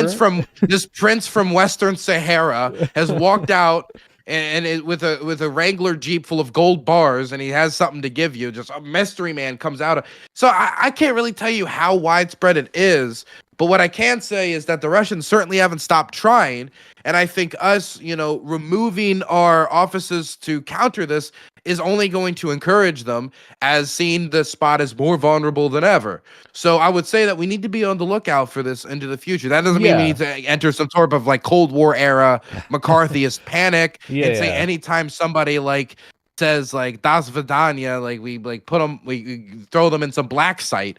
But I do think that we need to be aware that if they start pushing Russian propaganda that's confirmed Russian propaganda Dylan, with no you're basis, cut out on my end. yeah, I see your mouth moving. It's weird. You're coming in on my desktop audio, but I don't hear you in my headphones. Can you say something? 1 2 1 okay, 2. it's back. It's back. Sorry. Go ahead. Can you repeat it? We need to be aware. The point is, we need to be aware of the fact that the Russians are doing this. They are poisoning the information space, and we need to be extremely suspicious of those who are pushing unconfirmed reports from the front line. Yeah. Follow up for my audience. Like, how should any of us laymen who are watching, maybe hopefully none one in my audience is watching these people because they like them, but they're watching Benny Johnson and Tim Pool and trying to say, like, what is the narrative from the other side? How do you identify when something is might be something that is Russian propaganda? Because right now, like with hindsight, obviously we know from the Tenet Media, we can go back and look. Tim Pool is so stupid that if he slams his fist on the desk and says Ukraine is the enemy of the people, it's like, okay, like what's up, buddy? Like this seems kind of weird. But how should our audiences be looking at media critically to know, hey, wait a minute, like this seems a little off. This might be something that is obscure. And you doesn't mean they have to go in the comments and be like Russian propaganda, but say like, all right, like this is weirdly aligned with like RT. This is like, seems like you're not critically thinking about it. It seems like you have a very specific narrative. What should they be on the lookout for? Okay, I can tell you some certain things, some tricks that have been used, right? Because I can't tell you like if it's against Ukraine, it's propaganda. I can't tell you because there's certain things that are so over the top you can tell from just his first reading that it's probably bullshit. Like, for example, American weapons sent to Ukraine ends up in cartel hands. Like, that immediately has that sniff quality that's you're not comfortable with. But I can tell you some tips and tricks that the Russians tend to use. One really nefarious trick that they have been using, and this is something where people feel confident because it seems credible, is they take the assets from CNN or other major news outlets and they place those text assets and like everything you would have on like a CNN social media video with their borders and their logo in the corner. And they take that and then enter in a totally new fake made up story and release it as if it's like a YouTube short. And then they spread it on Twitter, they spread it on Instagram, they spread it on YouTube shorts, they spread it on TikTok. And this thing that looks like a credible 60-second like CNN report is talking about like devastating Ukrainian losses, biological weapons being found, and like you're just like, oh, somebody reposted the CNN report and it looks totally credible. And so just because it has a CNN logo or the logo of a major news organization on it does not mean it is from that. So something you should do if it is like, oh wait, this is not from an official CNN account, or it says like CNN 2. What do you mean CNN 2? I didn't know there was CNN 2. There's a lot of those on YouTube. What you should do is Google whatever the headline is or some like details about the story. See if there's anything online about it. Sometimes there's already like some Snopes random debunking. Sometimes you'll see that you find nothing. But if you find nothing, that probably indicates it might be bullshit. That's one trick they use. Another trick that the Russians use on like spreading misinformation is just a lot of, honestly, what sucks is they take a uncredible piece of information and then they give it to somebody that should be credible. They end up repeating it. Then they use that repetition of that uncredible thing by a credible person or somebody who should be credible as the source in order to try to continue to perpetrate it.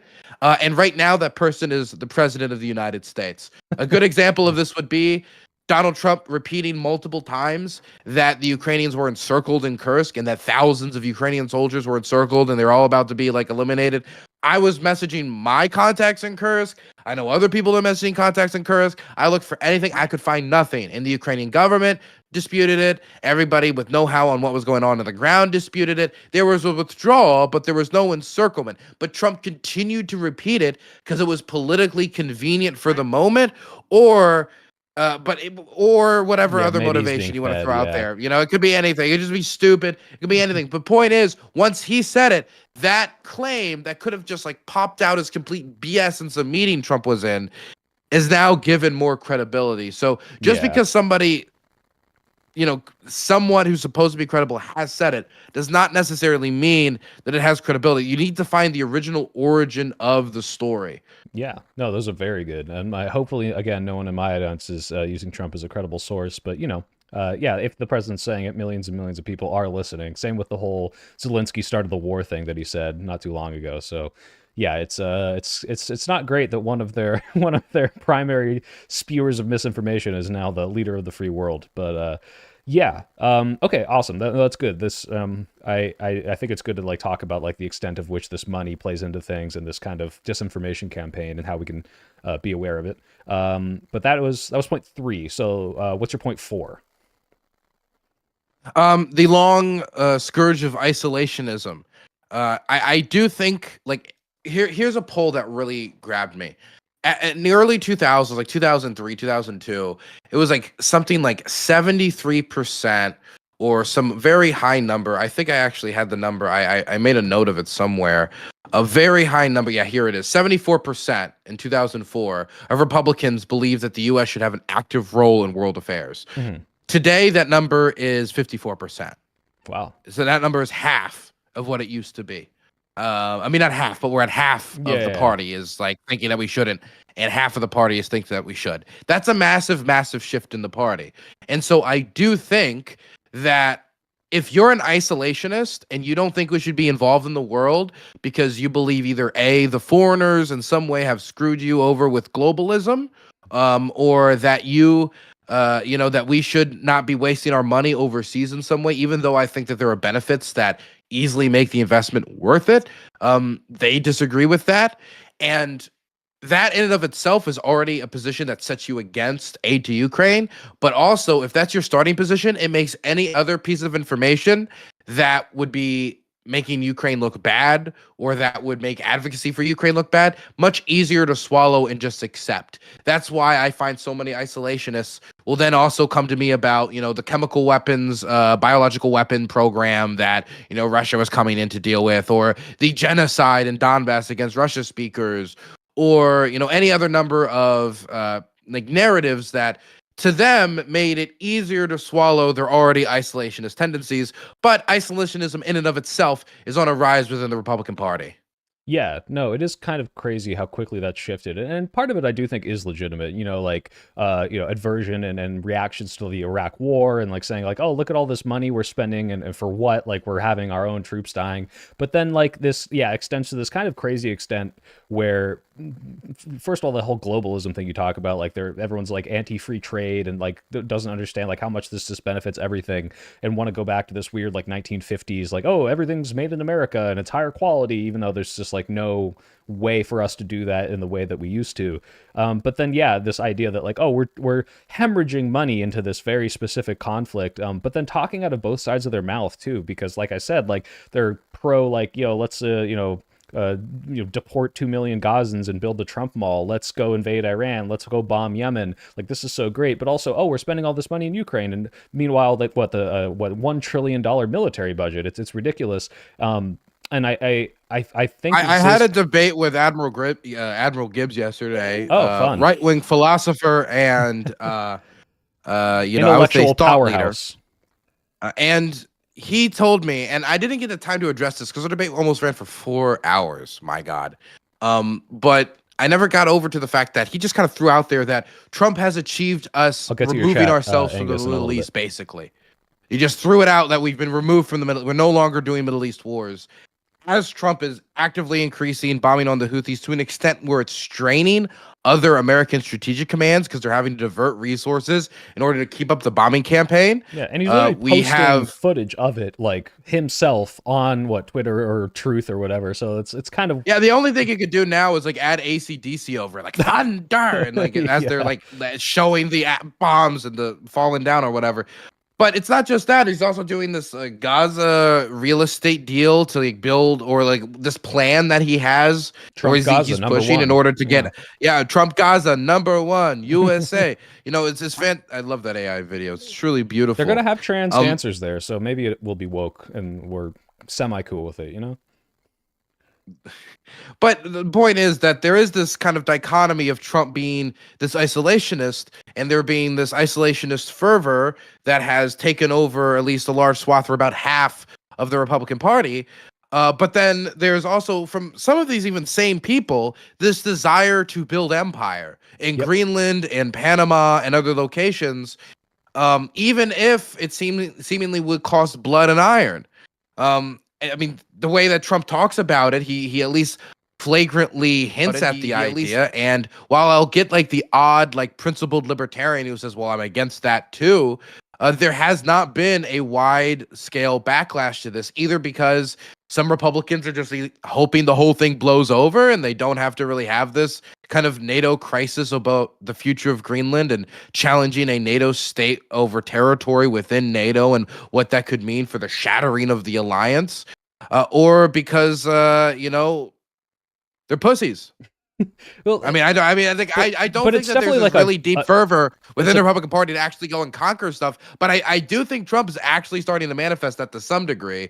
So I mean, it right now, until that fever, that bloodthirst has been properly manifested, what other explanations can I have besides they're waiting for it to blow over and they're scared of the repercussions if they speak out against it? Because they must all know that, forcefully taking over Greenland, if they decide to stay part of Denmark, could mean the shattering of NATO.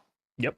Yeah, no, I think they're probably aware of that, but it's crazy that, I mean, Greenland and Panama are taking these threats seriously, or Canada as well. But I guess it is just kind of this double speak, right? It's like, hey, I will play isolationist. I'll talk about saving money and being this this country of responsibility and not getting involved when we could be helping ourselves at home when it benefits us, which is to say when we don't want to fund a war in Ukraine. But as soon as it's hey, like this could benefit us if we're imperialist or funding a war, then completely gone with that. So it doesn't really seem like a legitimate isolationist take. It's more of just, hey, like how can we play into this narrative of responsibility with our money and let it help us whenever it behooves us, and then completely disregard it in other ways. It is very dystopian doublespeak thing. It's disturbing. But yeah, no, I agree that it's definitely playing. It's playing on the libertarian mindset and all the other people that may right now have legitimate arguments for why we shouldn't be involved, whether it's moral, whether it's financial,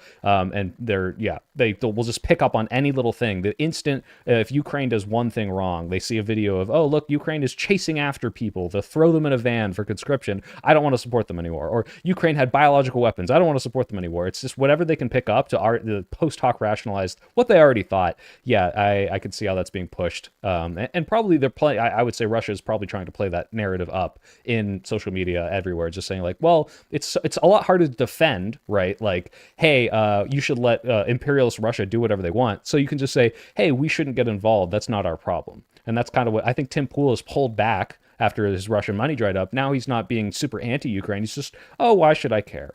This is kind of that apathy you were talking about. If they like disseminate this apathy into America, then that benefits them. I don't know how you go from slamming your fist on the table saying Ukraine is the number one enemy of the world over to like, I mean, why is this our issue anymore? If they're the number one enemy of the world, then obviously it's our issue. Yeah. They're like Ukraine is a meteor heading for your children and wife.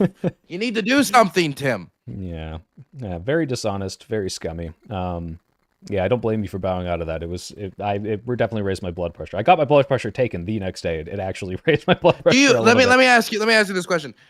Why Wick and Lactoid to have this debate? Why Wick and Lactoid? I mean, like Tim could have had Scott Horton with his 750-page nonsense manifesto go up against somebody like, I don't know, Michael Weiss or Timothy Snyder. If any of these people would give them the time of day, that is somebody that's like semi-credible on the issue, like a Western voice. If they want to get Westerners to speak about this, there are people who could have a conversation with some detail and not be stuck in a lot of surface level nonsense. Which, I mean, that's what I felt like it was, because, for example, when Lactoid talked about, all the children that were kidnapped were just orphans. That's a lie. That's a lie. And that number one, even if it was just kids from the orphanages, many of those kids in those orphanages were kids who were like in the middle of court cases about family members in custody and stuff like that.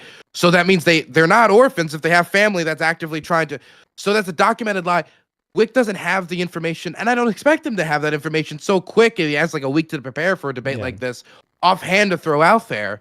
They're never going to get to a level in this conversation where I think that audience is going to learn much. And so Wick, as much credit as I want to give to him, I mean, it's a hard environment to be in. I'm told that in the first 30 minutes it was his worst, and the rest of it was better. And I tapped out before it got better. But the problem is you touched on the problem, right? So this is mostly speculation, right? So Tim has been doing this recently where he's had people from, I think he found them through the like Twitch political arena, and you've got people that are not super big or experts in particular fields. So like, again, this is not trying to talk shit about Wick, but just Wick and Lactoid, who are like, if you know, Wick's channel is much bigger than Lactoid's. Lactoid's just some guy, right? But he goes on a lot of these panels. Like you are talking about him, you're a bigger guy. Destiny has talked about him before. Therefore, he is known in this Twitch poll space as a debater. So he's latched onto that community recently. And pulled people out of that. Now, why he didn't pick more qualified people, I would guess, is part of his like, well, I still can't say anything bad about Russia, and I don't want to have like platform a particularly intelligent, like well-researched person who's going to really dismantle these points in a meticulous way, because that's going to make me look bad to my handlers or whatever his relationship is with them now. But also, as what you talked about is like maybe they don't want to give him the time of day. Yeah, as big as Tim is, if I was a professional on this, if I was really well researched, I wouldn't go on to have a debate with a guy who I knew took Russian money. I wouldn't qualify that. I wouldn't give credence to that. If anything, if I was invited on and I was allowed on, I would spend that whole time talking about how ridiculous the premise of him hosting the debate is, and talking about how all of the misinformation that he's spitting out, right? So he can't have either of those things on his. He can't have an expert debunking, someone in real time and making Russia look bad, and I don't think he can have someone, calling out his bullshit that to that degree. So he gets two people who have that surface level knowledge to, qualify, qualm back and forth in the same way that like two guys at a bar would, because that's the extent to which you can really expose this. That's my speculation, but it also could just be like people don't want to go on a show anymore after the whole Tenet thing. I don't know. Yeah, I mean, I think that that's about right when it comes to the fact he doesn't want somebody like Timothy Snyder on his show, because then how do you deal with him? I mean, I saw his show. It was like 4 conservatives against this 20-year-old Luke Beasley, right? Oh my god, that looks so bad for him. And too, I mean, yeah. the way that they said it was fantastic. I saw like the quote tweets that were going on in the conservative space. It just shows like the different realities we all live in. Luke Beasley is like this calm, collected 20-year-old having these grown men just flail out and about, frothing about the details of a case that none of them are right about. Yeah. They then Googled it, and then the basics on Wikipedia explained how it wasn't the case, that what they were frothing about was bullshit, and that Luke was and 100% then correct, they didn't know how to concede. They had no ability to concede because there's no such thing as concession in the public sphere, because it makes you look like a loser. So you just, I'm not a loser. Yeah, and Luke even tried so nicely, and I wish he was more mean about that. But what did he say? He's like, "Are you not going to acknowledge that you just blew up about something you're completely wrong about?" And he's like, "Oh, I don't think you represented it fairly at all." It's like, you just read it, like you just did. And like, watching that is so frustrating. And I can totally understand why no one with any like modicum of self-respect would go on a show like that, knowing how discredited the moderator is. It's just so ridiculous to me. But yeah, it's dumb. And again, like, I would watch you go on Tim Pool's show and debunk these to a more in-depth degree, but I don't think he'll have people like you on. And clip this later. I don't. When you I keep getting asked. I've had people who have been on talk to me like, Dylan, I'll talk to so and so, and I say every time, if you want to do that for me, I'm not going to tell you to, but you can. I don't think it's going to go anywhere, because I think they don't have any interest in having somebody like me on. Because to me, I feel like, and I'm not trying to be like, I don't want to be on my own ass, but I feel like it's high risk, low reward, because I don't have anything to bring on the table viewership wise compared to Tim Pool. But I've been like hyper obsessing on this war for the last 3 going on 4 years, where I'm like living and breathing it and researching it. And so bringing me on when he like drive-bys the issue is how he gets. Well, you say you don't have anything to bring on audience-wise, but like I said, he has Lactoid on. I don't know how big he's on Twitch. On like YouTube, he's like a couple hundred or less subscribers. Like, he's not bringing these people on for clout. He's bringing them on because he thinks he thinks it'll be interesting, or like I said, more nefariously, he knows it won't get to a point where his entire like structure and worldview that he's built up on this channel will ever get questioned. So he's just I'm not against like having non-experts debate issues on your show. But I also believe that once you get to a certain size and you have a certain amount of resources at your disposal, and you can elevate the conversation on your show, you should. That's not to say that you don't have small channels on. It's just small channels that you have on should be able to contribute a lot on what you're talking about. Like, there's a bunch of small channels or small creators that could have had on this, Ukrainian or Western based, that could have, I think, had a much more in-depth conversation. Yeah, you see, even channels like Joe Rogan don't do this, right? They'll just have some dude on, and then I recently that Douglas Murray character questioned, like, why do you have this guy who is not at all respected in this field and doesn't really understand any of the things come and talk about this like he is an expert? And he says, "Oh, I just thought it would be interesting."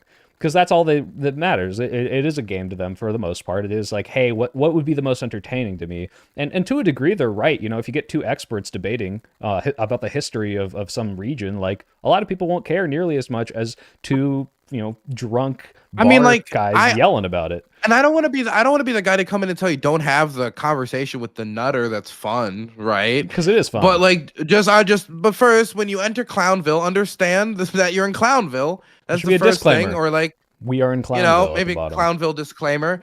But when you have those conversations, you can also have them responsibly. You can make sure that, like, I'm not going to have on a Reaganite trade economist without doing like some amount of research beforehand to be able to say, like, wait, how do we know X, Y, and Z is true? Other economists say Y, other economists say X.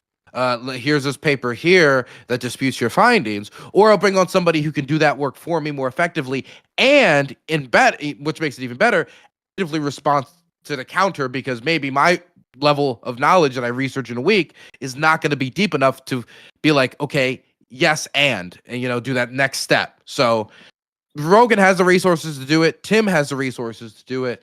I think they should do it, but I don't think they will. Ever. No, definitely not.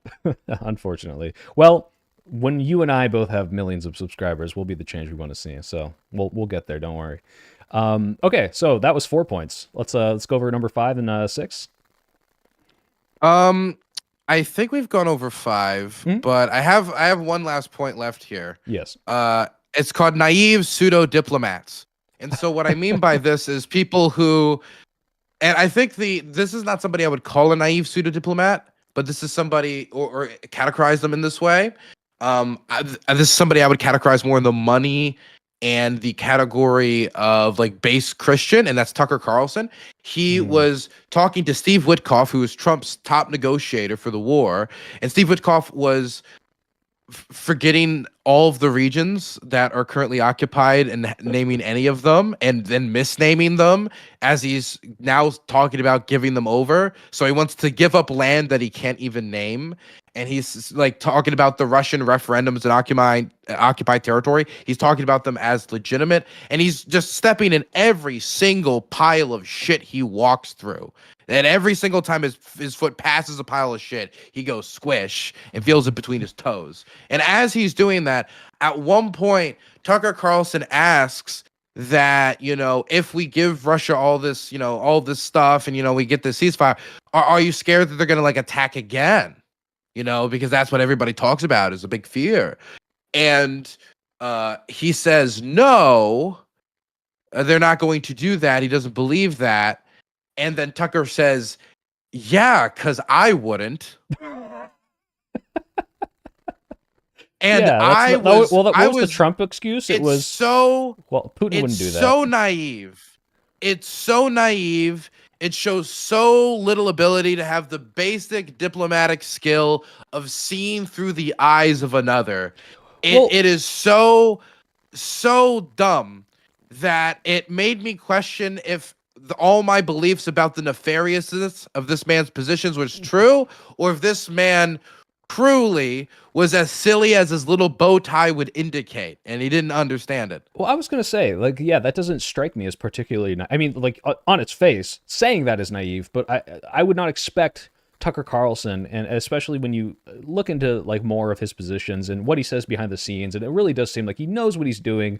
Or like, you know, I don't know if this was him, but like there'll be like leaked texts about Trump, and like, you know, on the news he's like, oh, Trump, and then in the background he's like, what the fuck is this insane guy doing? That speaks to me more as this is what I have to say for my pro-Russia narrative, because this is the guy, right, who goes to Russia, he's in the grocery store, and he's like, well, they have bread here, isn't this crazy? Like, just very like he sniffs through the plastic. Yeah, just some stupid bullshit like that, which is like, wow, you're literally just doing like a pro-Russia tour. This is like, he's probably on the payroll if I had to guess. And so when he says something like that, I would never even question that he's being stupid. It's like, yeah, no, this is very malicious. Versus what you said about the I forgot his name already. Who was he talking to? Can you remember his last name?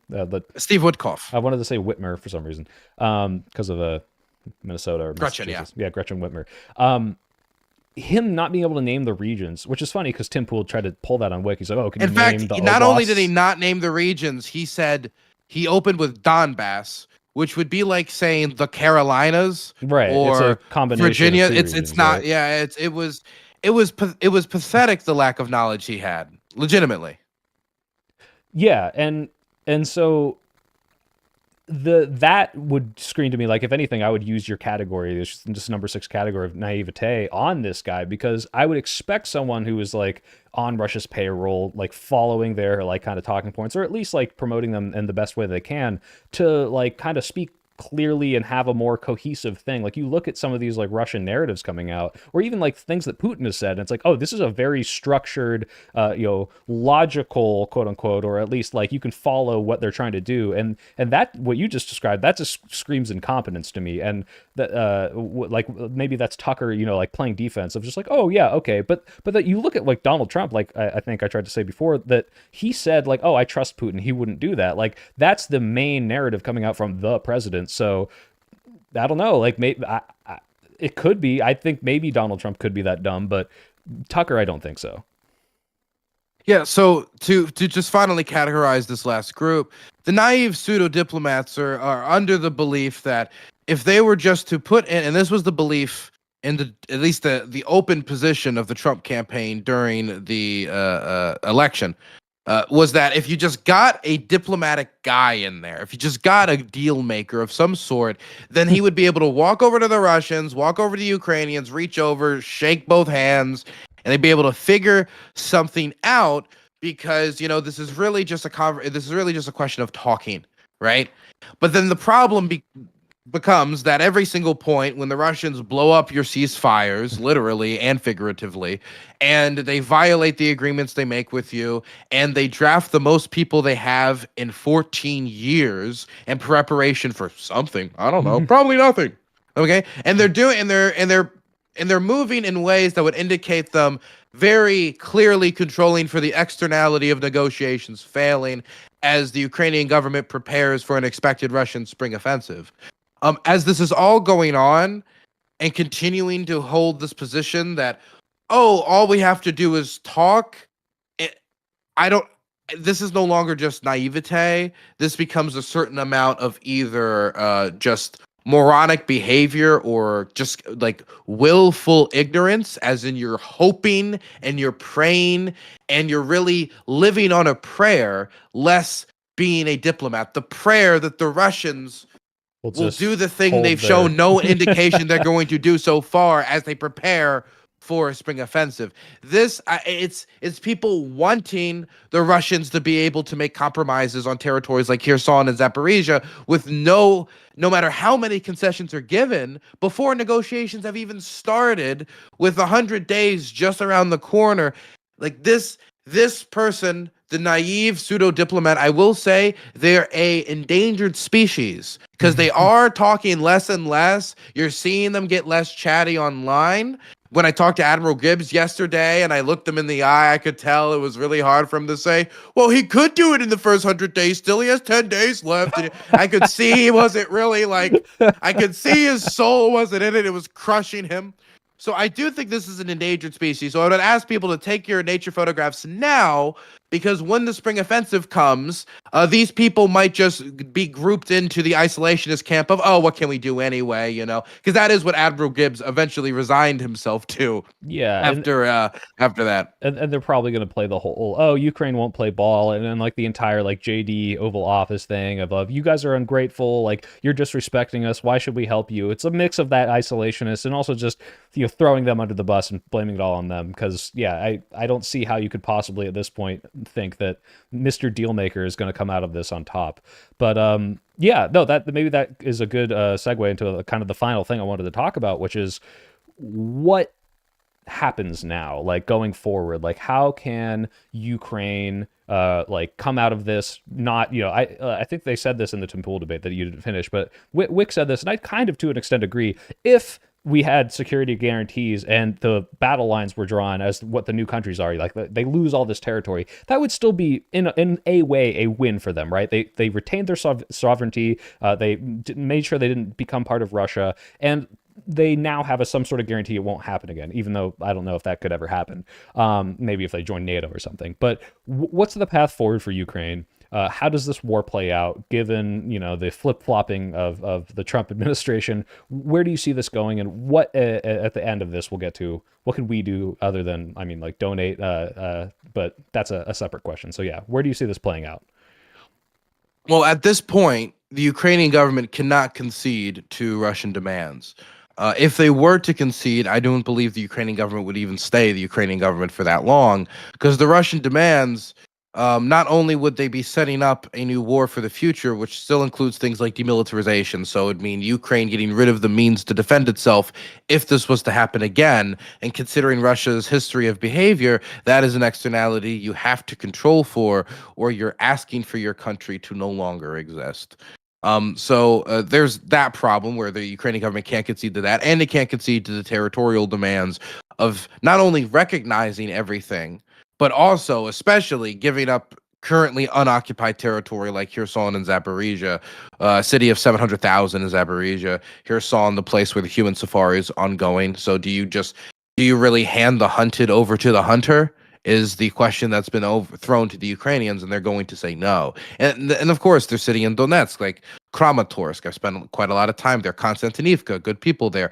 Pokrovsk, Dobropila, good people in Dobropila. And, all these, Slovyansk, and all these other places that would have to be conceded in order for these terms to be met. And so they cannot do this, because even if they tried, the military, which holds a lot of power in Ukraine, I don't know how much they would stand with it. I don't know how much the Ukrainian people would stand it, and I think it would probably end with the government getting changed very quickly, and which could put them in an even weaker position, as it could cause chaos. The point is, the Ukrainian government knows that would challenge national unity, and they're not willing to make those concessions. It's not popular in Ukraine. It's not wanted by the Ukrainians, and there is no poll that indicates that Ukrainians are willing to concede that. I've seen polling that indicates the Ukrainians might be willing to make some concessions. You can get I think you can find polling where roughly 50% of Ukrainians might be willing to make some sort of territorial concession. You're getting near close to 50 that might be willing to give up something, but if you break it down to, they just mean Crimea. Oh, now everything they currently control plus stuff they don't control. There's like, you can't find a large percentage of the population that wants to give that up. Actually, I think the last polling I saw indicated it was actually like lower, like 30% of the population. They're really willing to make territorial concessions. So you cut that even lower and lower and lower for the ones who'd be willing to give up everything plus more land. It's just too low. So you're not going to be able to get there convincing. So they have to keep fighting, because they're given no option. And this is the sad truth. I have this conversation with people in the United States, and I look them in the eyes and they say this, and I can see it hurts them in their eyes sometimes.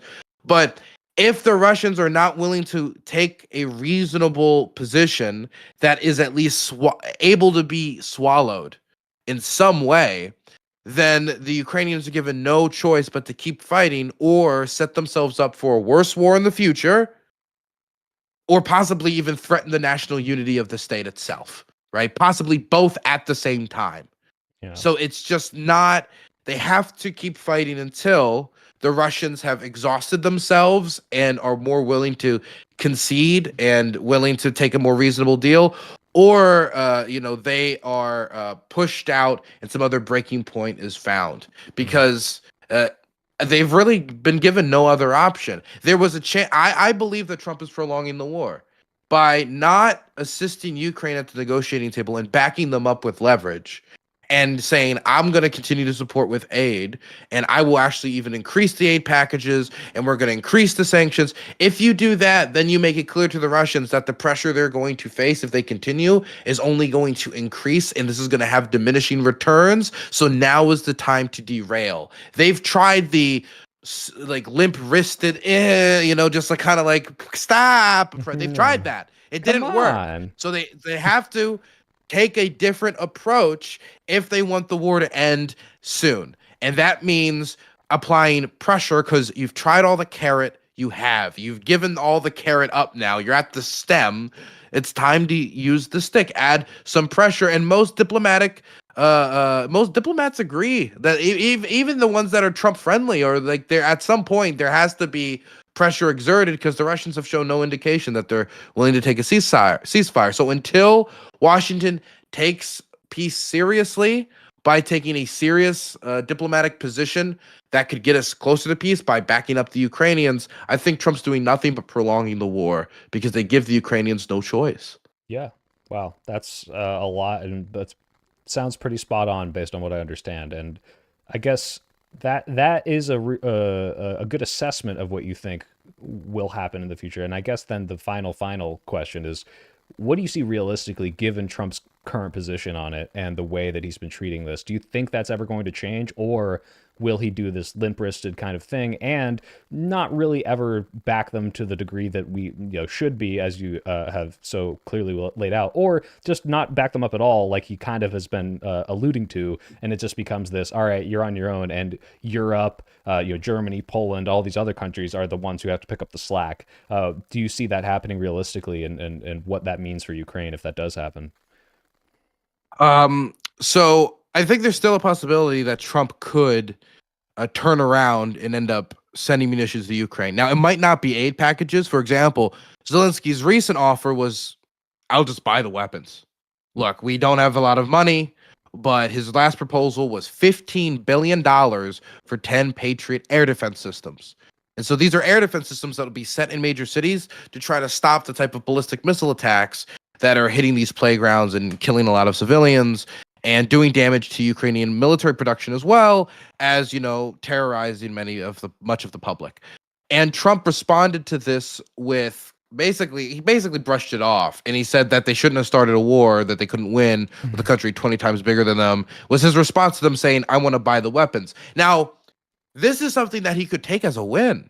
If I was Trump, think about it. Like, hey guys, we're no longer giving out handouts. Now we're making money. They're buying our weapons. We're making money. See the change now when you play hardball. We're making money and fighting America's enemies. He could pitch this in a way that would make him really even look probably to a decent portion of the American public like he was a master cold diplomat. Master diplomat. But he just said, Russia big, why you start war? And then that was it. And so maybe down the line, though, as more and more of the public have lost faith in him, because the polling I saw from 2 or 3 weeks ago was that only 27% of Americans had faith that Trump's diplomatic overtures were going to lead to peace. So that means that even those in the MAGA movement were starting to lose faith weeks ago, and now we're coming up on the 100-day third goalpost that Trump's put up. So that confidence is going to continue to sink. And if there's another large-scale offensive, and we still keeps hearing, hey, new ceasefire. Oh, there's a bunch of dead people, a bunch of dead civilians. I think that can be such a consistent bad image for a man so concerned about branding that he might end up trying to basically, quote unquote, take the win.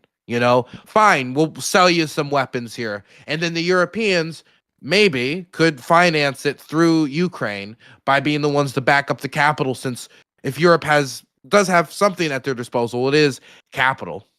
Yeah.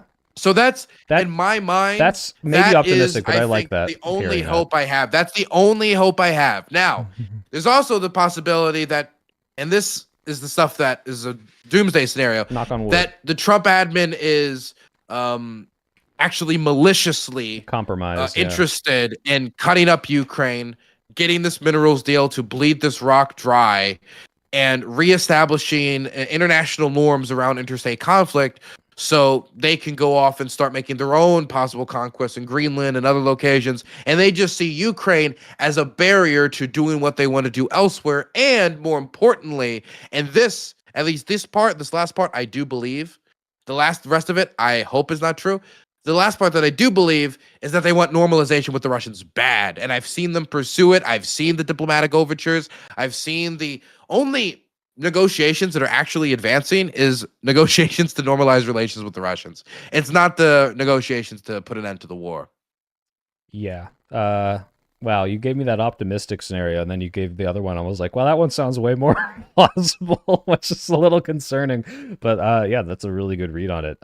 So yeah, it does feel a little bit dire for a lot of people, and it's easy for me to say that too, as someone who's not Anna, who is having her friends and family under attack, and then herself constantly. So I guess for the people like me, or especially you and people in my audience who are super passionate about this, I'll leave off on, other than what we talked about, fighting disinformation, spreading the word.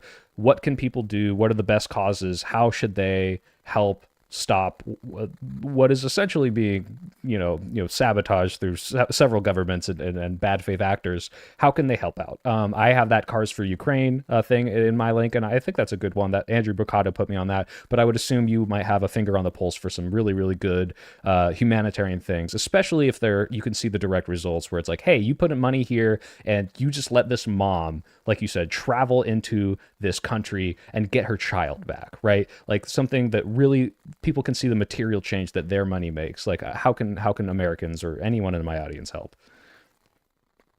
Sure, there's a few charities. I mean, pick your poison if you want. I mean, there's UA Animals. I was with them in Kherson after the flood, and they were setting up animal centers and like little places to take care of all of the animals that no longer have humans to feed them, the strays and the pets that had been abandoned by their owners who had either been killed or they had fled because of the invasion. And they set up centers for animals and little pounds like right up to the front line, and they do really good work in trying to save animals, and that doesn't get a lot of attention. So I do want to give them a shout out because they do good work and they risk their lives. I know Constantine, which he's a guy on Twitter who's always fundraising for Ukrainian excavators for the armed forces to help them increase their defenses, which is probably one of the big issues that don't get a lot of attention. Is they need good engineering equipment to build good defenses, because while a lot of and the sort of barriers, yeah, a lot of the World War One comparisons. Hey, Papa Dutch, thank you for the donation. But a lot of the World War One comparisons are overdone, but it is true that the trenches are a big part of the battlefield. So his fundraisers really help. Renegade Rescue, they do aid work. They're another group you can look up. Degas Paul, they do fundraisers for the armed forces. I worked with them to do a fundraiser for demining equipment for Ukrainian deminers. That's another a cause that I care a lot about in Ukraine, because that's going to be an issue for the next 50, 60, 70 years. I lived with those guys for a month. They can drink. And then there's Save Ukraine, which helps smuggled trafficked Ukrainian children try to get back to their families. Awesome. Hey, so that's great. Thank you so much for coming on. Honestly, this has been super elucidating for me, because I'm not going to pretend like I'm even close to touching the level of information, and it's really awesome to hear this from your mouth directly. And I guess my last question, other than, thanking you for coming on, is when's the hippy dippy coming back? If we get a ceasefire, are you going to bring back a hippy dippy? Oh God. More importantly, I see. The thing is, there is an apparent want for some sort of panel format, and I see the space could have had that. Instead, Piers Morgan got it. He got the recent, he's the person who has taken American media and has made it most closely resemble Indian political debate culture. I don't know if you've ever seen Indian debate TV shows where they have 10 people on the screen at the same time, all yelling over each other, but it is beautiful, and he has done the closest of that in the United States. I am not super interested in doing hippy dippy again right now. I might be interested in hosting an odd or an end debate. I'm fine with hosting a debate here. I'm fine having debates.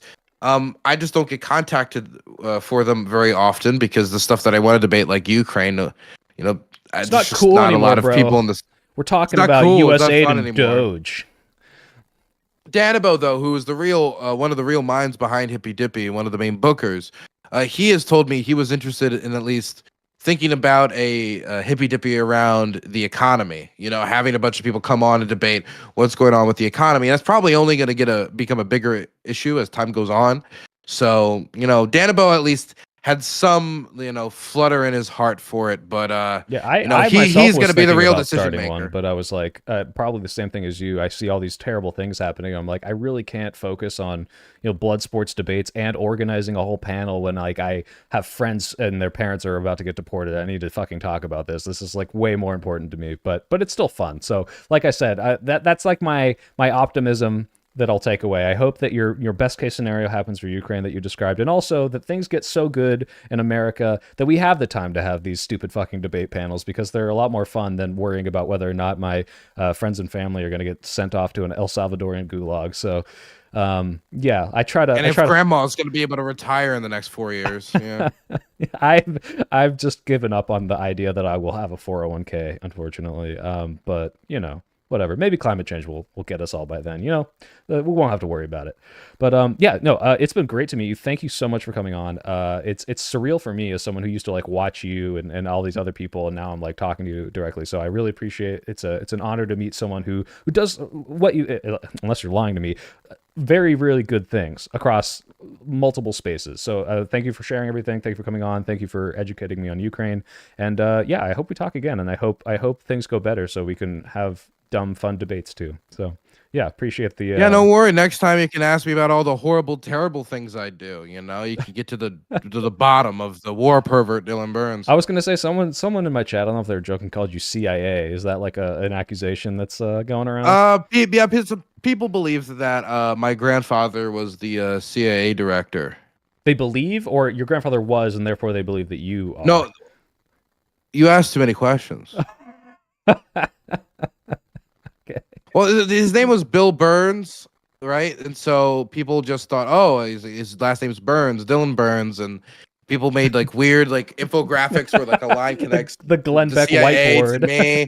Yeah, and I kind of threw me for a loop. I honestly enjoyed it while it was going on. Yeah. Well, hey, look, if the CIA is going to pay you to do things that I think are morally good, I support it. So more money to Dylan Burns. That's what I'll say. Everyone in his chat, donate to him now and get your CIA contacts to give you more funds and credit. Yeah, ever since US Aid got shut down, I lost all my CIA bucks. So if you want to support me, you can go to dylanburns.tv and donate to support the online documentaries. All right, awesome.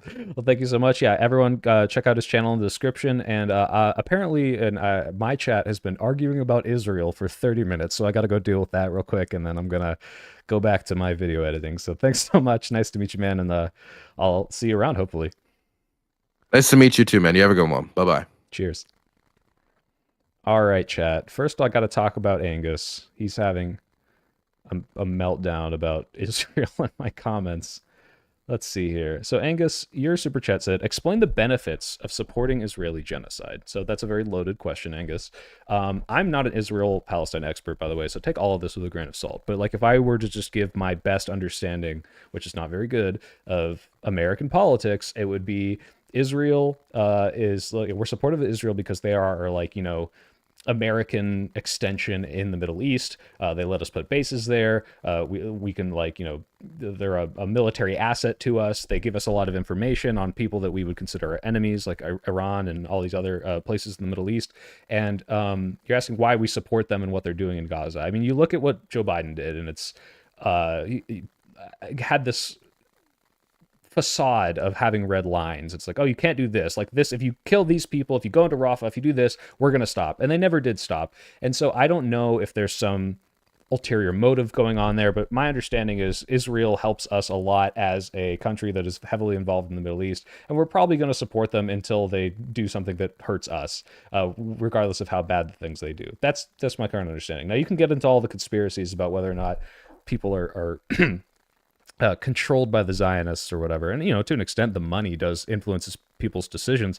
But you also have to look at the fact that, and I think this, if anything, I believe this is more of a factor, how many like evangelicals who, and I forgot what this word is, I brought it up on stream before, believe in this idea that the Israelis need to be in Israel when the end times come, and they actually like see it as like a death cult thing where we have to support this state existing, and if we don't, you know, we're gonna not be able to fulfill the prophecy of Jesus Christ. Like some silly notion like that is why they do it. And so why are we doing it? Lots of different reasons, whether it's American you know, interests, like obviously if somehow funding Palestine and their fight back against Israel were to give us more of an advantage, we'd do it. Like it's more of like, what does America get out of this?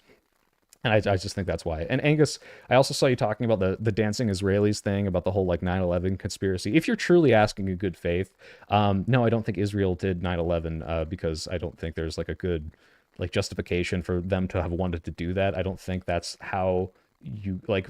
I don't want to get into the whole conspiracy, but I don't think that's how you get the alleged motive for why they wanted us to go into the Middle East. I think it's much more explainable that yeah, some people were able to hijack planes and fly them into places that they thought represented America. I think that's much more easy for me to believe. And the dancing Israeli thing, you can look into it. It's like, oh, were they dancing because of 9/11? Were they dancing because they just were, happy about something? Like, I don't think that if there was some Illuminati Zionist like mass control thing, that they would, one, allow this to be such an easy way for them to get caught, but two, like, then allow it to disseminate. It's so ridiculous. It's so much easier to just understand the what is happening right in front of you, which is, hey, people hate America for their overextensive foreign policy, and they tried to do something about it. But believe what you want to believe. Maybe we could do a whole. I mean, we kind of did when we looked at that guy's 9/11 video, but I just don't buy into the conspiracies. I haven't seen any compelling evidence. It's wild. You say it's wild that the champions of human rights are dehumanizing me for that. Like, is this like a so much for the tolerant left thing, dude? I wanted to say like, wow, that was a great conversation with Dylan Burns, and now I'm like fucking arguing with your weird thing. By the way, thank you for the $10, Angus, because maybe that if anything maybe is your good faith reach out to me, or it's your hey, can I spend $10 to disseminate anti-Semitic talking points into this guy's chat? But like, what are you going on about? Like, what? Why did this even come up? Why are we talking about that? And you feel free to respond, because I'll have a back and forth with you right now. But it just seems silly that I kept looking at chat, being like, oh, this is a good conversation with Dylan. What are we learning today? And people are like, Israel. Like, that's so ridiculous. Thank you, Niter. Niter, oh, that's the one thing I wanted to ask him. So many of your chats are getting hidden from me, and I whether it's the word Ukraine or because you guys are going off about Israel and anti-Semitism, a lot of you guys, especially you, Niter, are getting auto-filtered. In fact, Niter, I think you're like, I can't even see your chats anymore, which is weird. Like, I can see them. The reason I'm able to see them is because I have this like interface that I don't think gets to YouTube, and I see that they're not on the stream, but they're over here. I think you're just like banned tonight, or maybe from the couple days ago, which is ridiculous. Yeah, I don't think anything you've said is bad. I don't know why it's happening.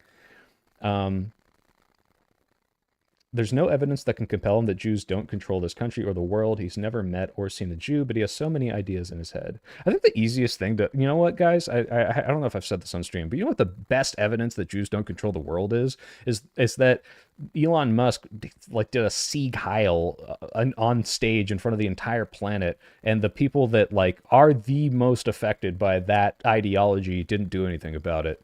Like, you don't think Mossad would have took him out? They would have done their mega conspiracy. Maybe just maybe they don't have as much power as you think they do. And I'm not saying like Israel doesn't have influence over this country. Obviously it does. But this like weird like conspiracy where they're like, oh, they've just how can they be this all powerful Illuminati that controls everything, but also like they're gonna get taken down by these Twitter warriors who notice things. It's so silly to me. Oh yeah, but the Jewish people, I say we because I'm Jewish, we are censoring Nogahide, or Niter. So, yeah, ridiculous. I see. Yes, Zelensky. A lot of you guys were saying Zelensky, and I saw those get removed as well. I don't know why. It's ridiculous.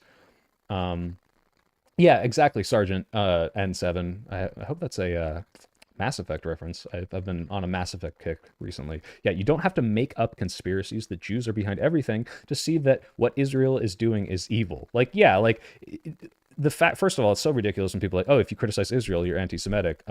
And it's so annoying that there are a bunch of anti-Semites who do criticize Israel, and then I get lumped in with them if I say like, hey, I think they're probably killing too many people over there. We should do something about that. It's like, whoa, whoa, whoa. You don't care about the hostages? And it's like, no, okay. Like, it's ridiculous that one, there is a spectrum of anti-Semitism on the far end of I'm not anti-Semitic at all, and like neo-Nazis, and the neo-Nazis are going to get lumped in with the not anti-Semitic at all people just because they're both saying things bad about Israel, and so now it's like, okay, like the fact that we have to question whether or not we can question Israel is really fucking annoying, and it's that's why I like that I am technically ethnically Jewish, because at least I have my little my shield against anti-Semitism. Although not really anymore, because you can just bring up what's it called, like capos, or were they capos? Not capos. The Judenrat, the Jewish councils of the concentration camps, who aided with the Nazis for whatever reason, probably because they thought that if we facilitate this instead of just fighting back, it'll be easier on people. They didn't really understand what was going to happen. But like, yeah, just being Jewish doesn't mean that you're suddenly shielded from anti-Semitism. Would you be down for another hour stream with a breadtuber? Yeah, of course. I'll talk to anyone if I think it'll be an interesting conversation. So, pod guys, are you asking? Are you pod guys? Are you a breadtuber? I don't even know if I'm a breadtuber. I've posted stuff on breadtube, but like, I don't know if I'd consider myself leftist enough. Am I practicing Jewish? Not at all. Like literally zero. Like I'm not kosher. I never had a bar mitzvah. Like it's literally just technicality from the fact that if your mom is Jewish, you're Jewish, I think. And my mom was born Jewish, never practiced, right? I don't even know if she had a bat mitzvah.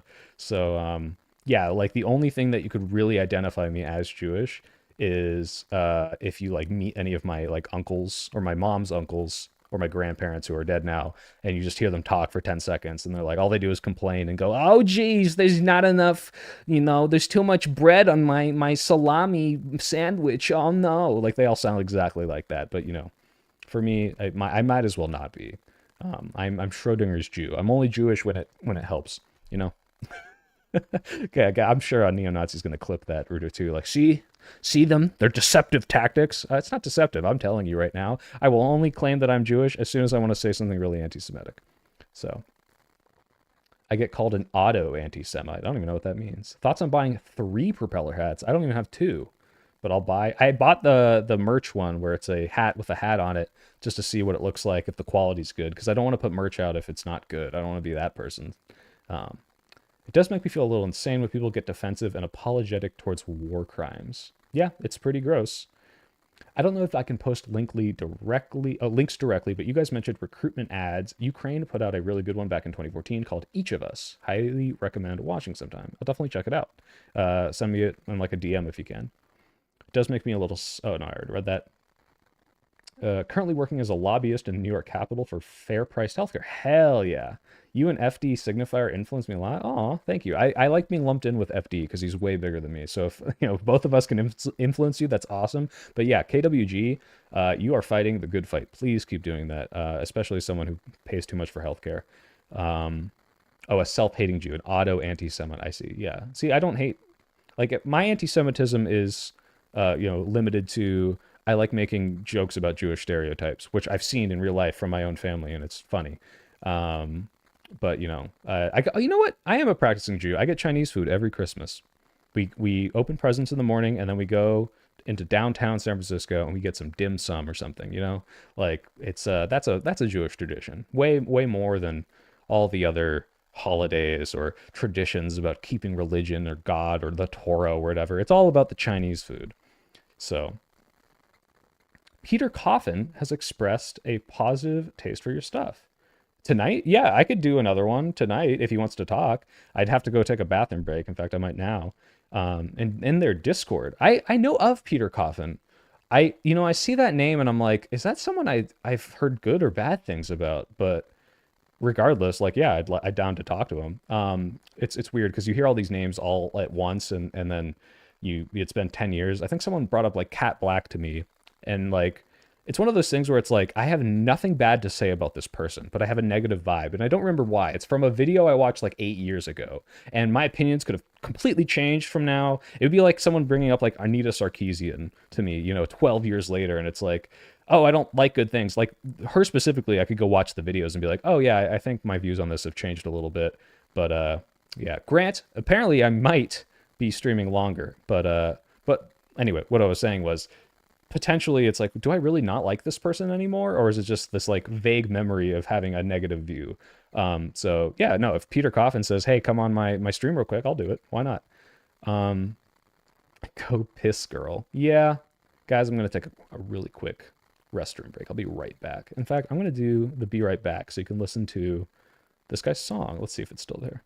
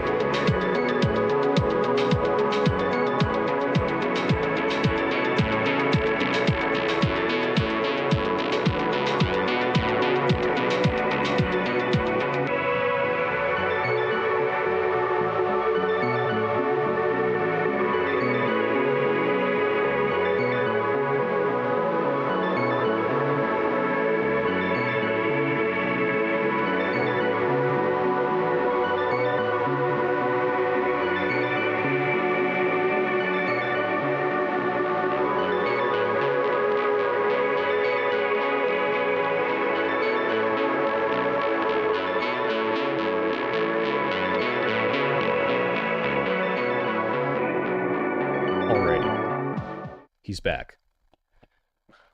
Do we have an update on Peter Coffin?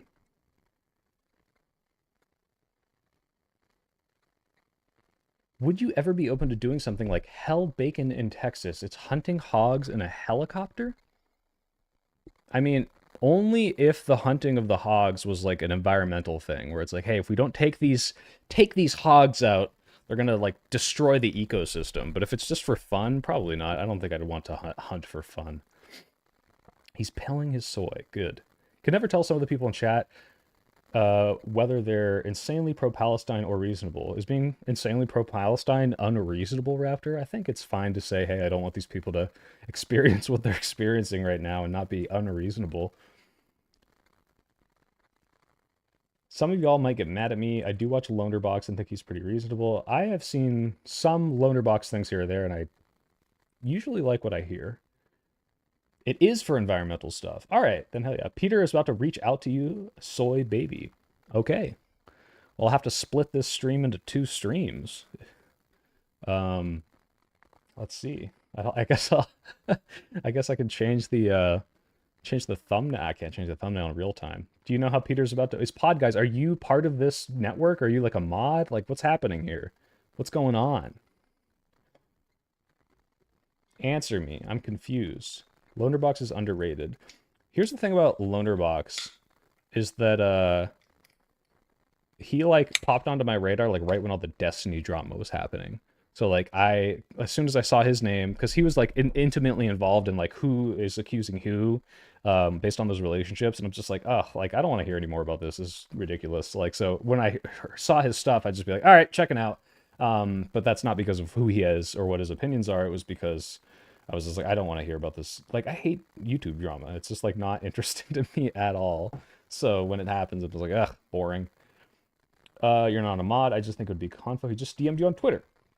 But he's unable to do it tonight. Well, let me double check that, because that determines whether or not you guys get another stream.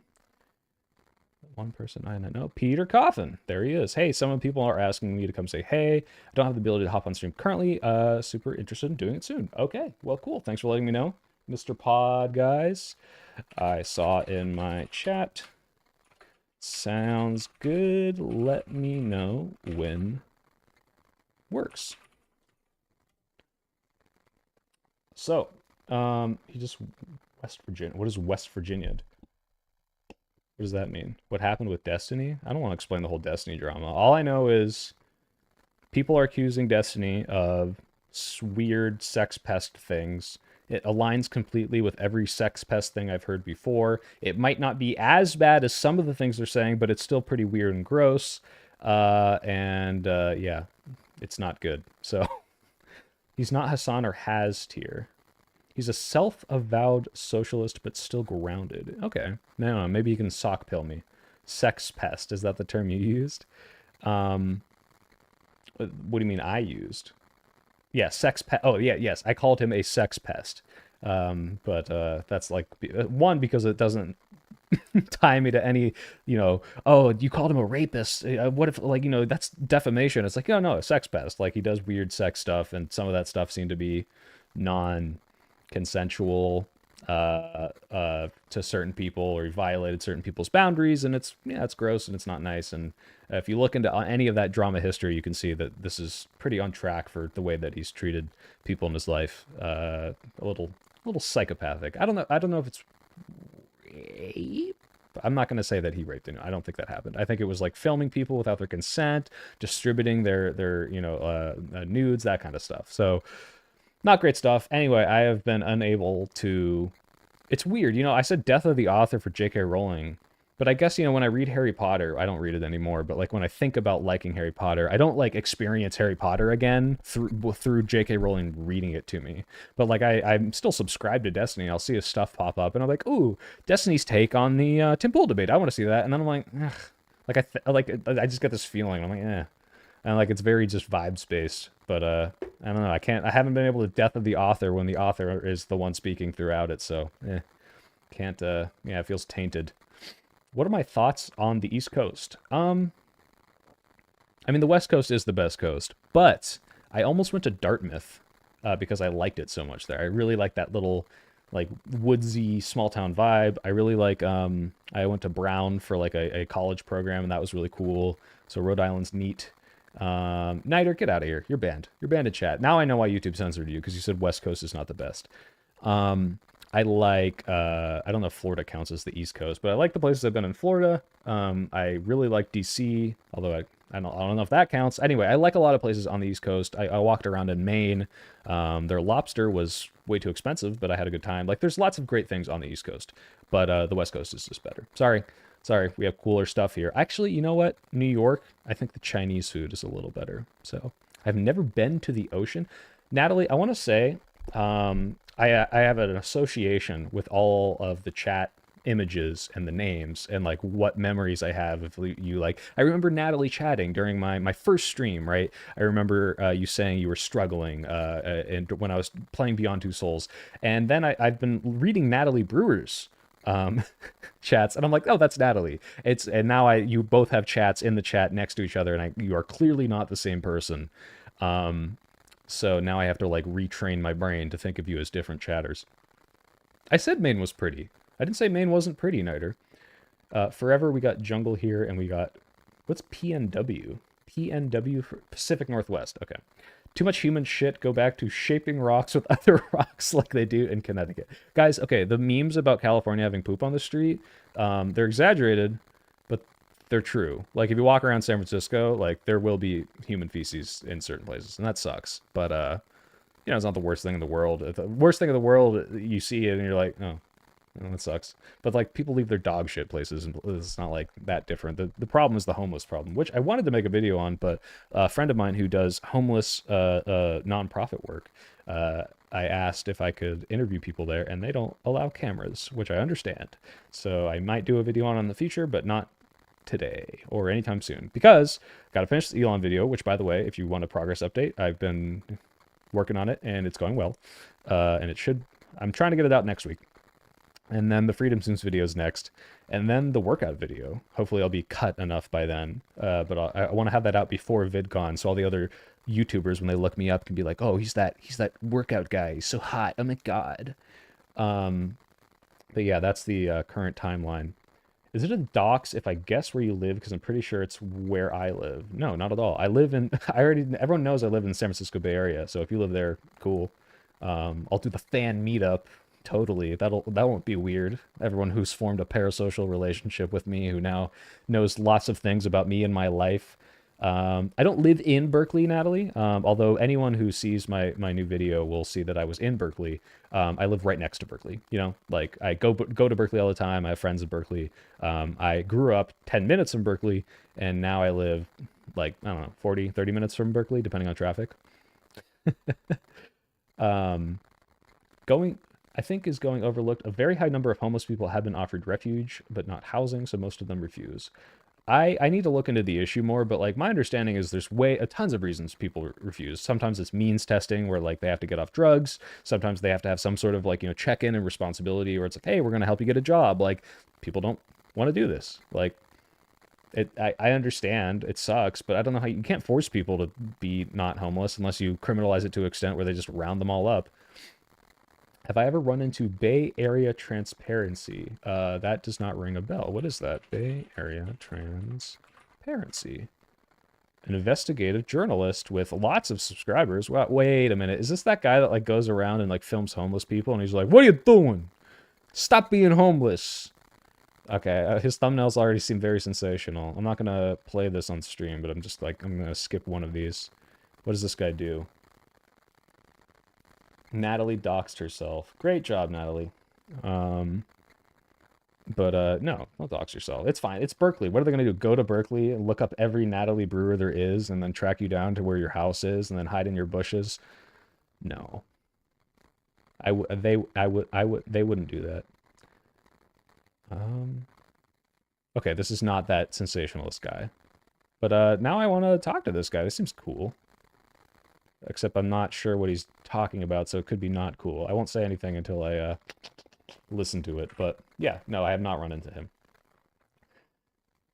Stop being homeless, just get a home. Patrick Bateman, if he were an annoying YouTuber. Oh, that's who the guy is?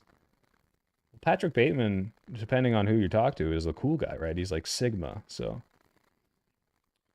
I just like tuning in occasionally with like-minded people. I have more of a parasocial relationship with Kyle Kalinske. That's good. Not good that you have one, but it's good that you don't have one with me. I was being selfish there, excuse me. Soy, what do you think about Freda? Do I know who Freda is? You guys keep name dropping these people, and I'm like, who the heck? What's a Freda? I've not seen Freda. I'm scrolling through their recents just to see if I've seen any of them, but I can tell based on their thumbnails that I feel like I'd watch this person. I'll have to check them out as well. Very intelligent. Natalie's endorsing, so I have to watch it now. I didn't like his colonization. It downplayed a lot of what the USSR did.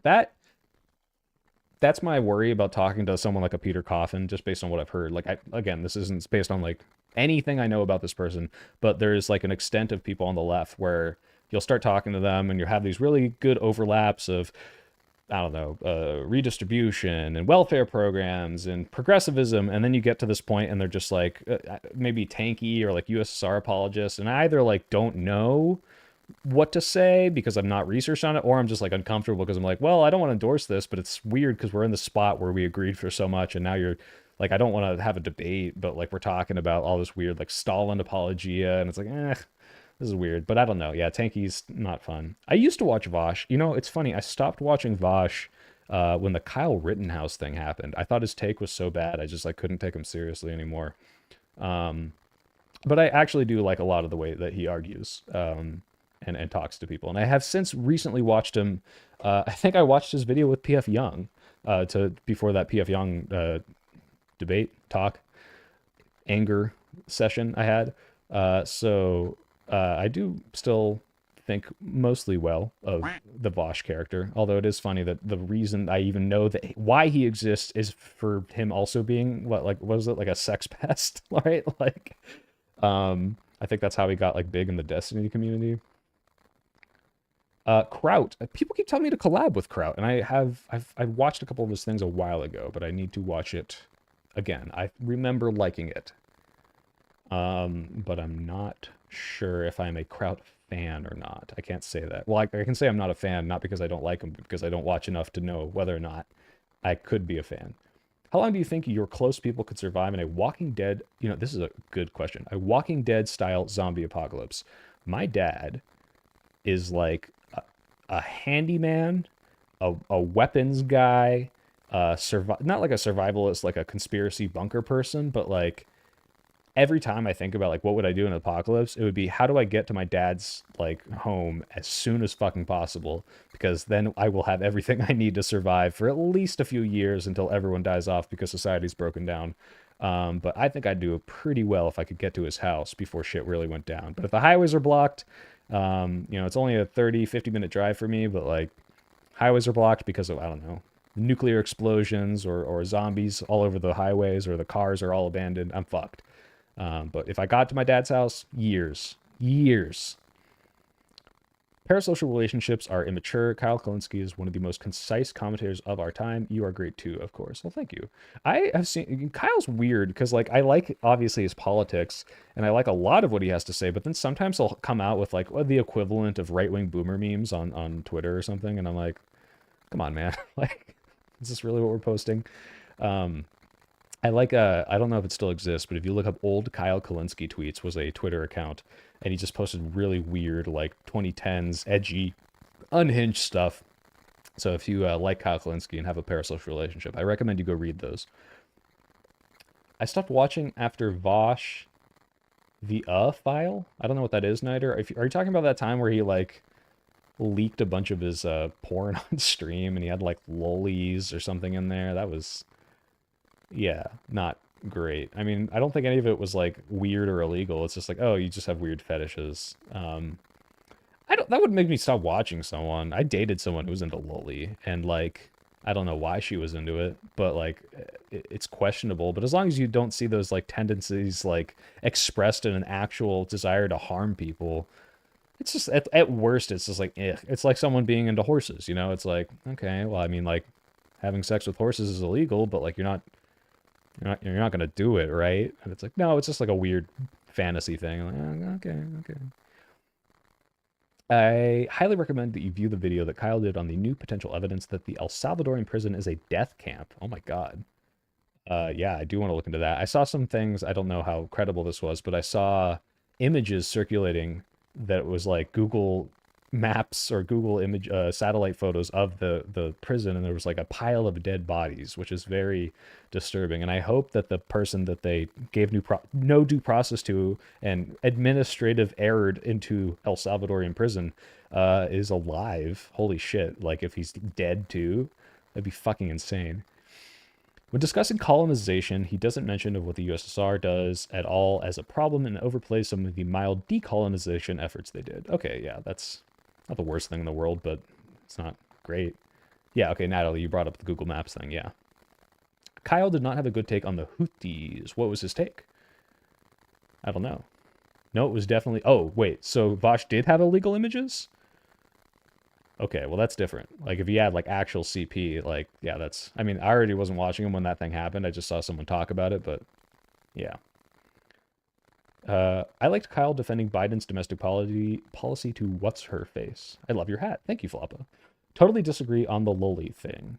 Um, well, okay, here's the other thing about loli. It's like there's like a spectrum of like the way people draw these weird kind of like the loli that like most of you would see is bad, right? It's like this looks like a child. And if you're attracted to this, like this is kind of weird. And I know people who have had abusive childhoods or pasts and they're into that because of some weird like reclamation of their sexuality.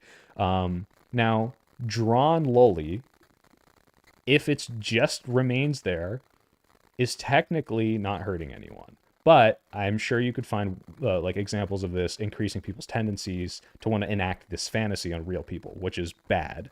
Obviously, I don't know if I had to clarify that for anyone. So I am always suspect of someone when they have any tendency towards it. But the spectrum also includes like, short stacks, right? Like people call what's her name? Tatsumaki from One Punch Man a loli. And it's like, well, is she? Like I don't think so. Like kind of not, because she has like more like developed curvature, and it's like, okay, like it's a little suspect, but like I can see someone being into that, but then if they were also into loli, it's like, okay, well, now I'm questioning why you're into that in the first place. The point I'm making is, if someone's into that, that should be a red flag. It is a red flag, and it was a red flag for me. I was like, to my ex, I was like, okay, like, I'm a little concerned by that. Like, I don't know or think that you would ever abuse someone, but why are you into this? Like, it made me question. I had to look into it a lot. And at the end of the day, it seemed to be not that big of a deal in terms of her morality or how she would act. But yeah, if someone is into that, like you should question it and maybe ask why and maybe hope that they're not hurting anyone, because that would be bad. Floppa is saying Vosh had actual CP. Okay, well that's really bad then. Okay, cool. Well, I'll have to look into that, but if it's true, that's disgusting, and don't not a fan already of what I wasn't a fan of before. Kyle essentially said the Houthis disrupting international trade and kidnapping ship members has nothing to do with Israel and was a good thing. Don't they say it's because of Israel? Like, that's what the Houthis say. What the fuck? Why go out of the way to defend or even talk about someone who defends CP? Does he defend CP? It's funny. If this is the I remember there's that whole debate Destiny had about like ethical CP, and it's like, what if we could prove that using it, and I think this is like demonstrable, using it in certain contexts to rehabilitate former offenders to keep them from offending more, like would that be okay? And like in that specific context, if like what the data showed was, hey, when we use this and we've consensually sourced it from people who have already become adults and are like, yeah, I'm okay with using this to rehabilitate people, that's probably a good thing. It seems like it's reducing harm. But like saying that out of context sounds really bad, so everyone freaks the fuck out. So it depends. What other political YouTubers do you recommend? I do this all the time, but like off the top of my head right now, I've been watching a lot of Some More News. They put out a video every week, and Majority Report is always my go-to because I think they do really good work, especially Sam Cedar specifically. Yeah, I don't like that take either, Nider, but I wouldn't write someone off completely. I just leave that stuff with Vosh to the police if something is illegal. I am not going to jump to conclusions and say he definitely did something illegal. Okay, I'm not going to jump to conclusions because I'm just reading your chats. But if I saw that and I knew it was illegal, I wouldn't just leave that to police. It'd be like, hey, everyone, like, we shouldn't interact with this person. They're committing crimes. Vosh, try not to sexually harass people off of the internet. Challenge. It wasn't illegal, but it was really weird, says Nider. See, now I'm getting conflicting reports. And Natalie's saying Vosh isn't entertaining. Okay. Well, that's Natalie's opinion. Oh, hey, if you think I'm more entertaining and that's why you're here, hell yeah. Natalie Brewer, that ish is weird. Thoughts on the Harvard Trump situation? I need to get more research onto this. The idea of like we're defunding schools that don't comply with my demands seems dictatorial and weird, and I don't like that. However, my understanding is that most of these schools don't rely on those federal funds. These are supplementary, not necessary. And if they're just going to, pick and choose like why they do it, I don't like that that is how the federal government does it, but I need to look into more of like the precedent of withholding funds and why it happens. If it's completely unprecedented, like, yeah, it's pretty insane, but I don't know enough to make a really good take on it right now. Yeah, I don't concern myself with people's weird sexual kinks as long as it doesn't become illegal. That's true, Natalie, but you have to look out for the signs, right? Like if someone said to me, oh, I love Loli, and I knew at that moment they weren't abusing anyone. That's still a sign, and you should still make sure that they have no intonations of it, and they have completely understand that as long as it remains a fantasy in their brain and it's just drawn comics, yes, you're not harming anyone. But like, if you see there's any sort of signs that they might do something, like that can happen before they're doing something illegal, right? So you need to be on the look for that. In the same way, and this is to the lesser extent, if someone says like, I would never date someone of X race, yeah, technically that could just be a preference. Technically, it's totally fine in isolation. But then you ask, okay, why? And 99% of the time, it's from some weird racist idea that they have that they're projecting onto every race. It's totally possible that someone's like, I just don't like white skin. I prefer dark skin. Like, that's just a thing I like. That's how my brain works. Maybe that's the case. But even then, it's like, all right, like, what's your real, like, motivation behind this sexual preference, right? That's a good thing to investigate. Not that you should go around questioning everyone's sexual preferences. Vosh has clips defending it on stream. If it was defending it, I doubt it's CP. Ryan Getty is great. Ryan Getty is great, and he showed up in my chat today. And I'm going to meet him at VidCon. I'm excited about that. What do I think about Hakeem? Hakeem Jeffries? I don't have strong opinions on Hakeem. I actually don't know much about him. I should. If you were invited to one of Brendan Herrera's big gun events, or just the shooting range by some gals or girls, would you go? I love shooting. I don't know Brendan Herrera, but if someone invites me to shoot guns, I'd do it. Oh, the conflicting reports is happening. Well, maybe, if this is true. Some people consider Loli to be CP. Others consider it not. I mean, technically, I would not throw it into CP as in it's just a drawing. It's not a real person, but it is a drawing of a child. So I get why people lump it in. The difference being you haven't unethically sourced it, because anyone can draw anything without harming someone. Funding private schools is weird. It should go to public schools. Trump is doing it for the wrong reasons. I agree with that, Vagrant. That's at least a take I can have now. It isn't just illegal, but it's also doing irreversible harm to the victims. Well, if it's real CP, it's doing irreversible harm. If it's drawn, it's not doing anything. If it's drawn and it's motivating people to harm people, then it is doing something.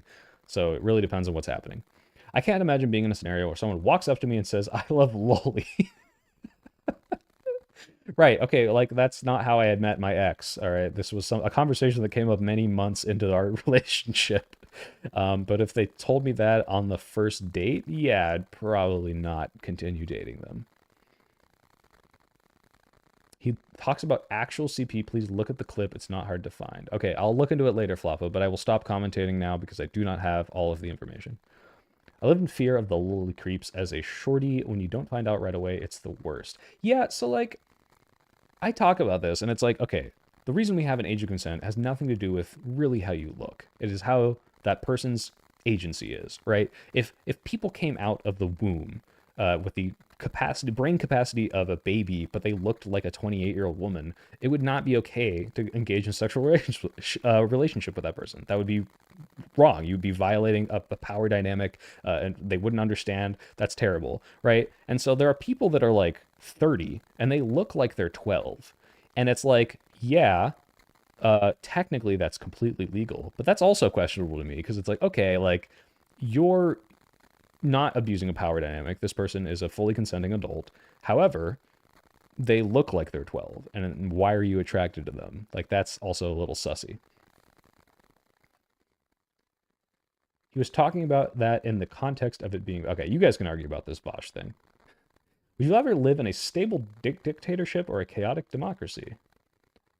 This is an easy question if it's a very like simple hypothetical, which is if there was a benevolent king that made all the rules, but he did only things you liked, would you be okay with it? And I think almost everyone would say yes. But the problem is no one is ever going to ever have a king or a dictator that does everything they like. So it's better to have the people kind of choose. I didn't know that had more Vosh stuff, you guys. Oh God, okay. Trump's okay. I'm gonna wrap up here with Natalie's comment, unless you guys have any lingering questions.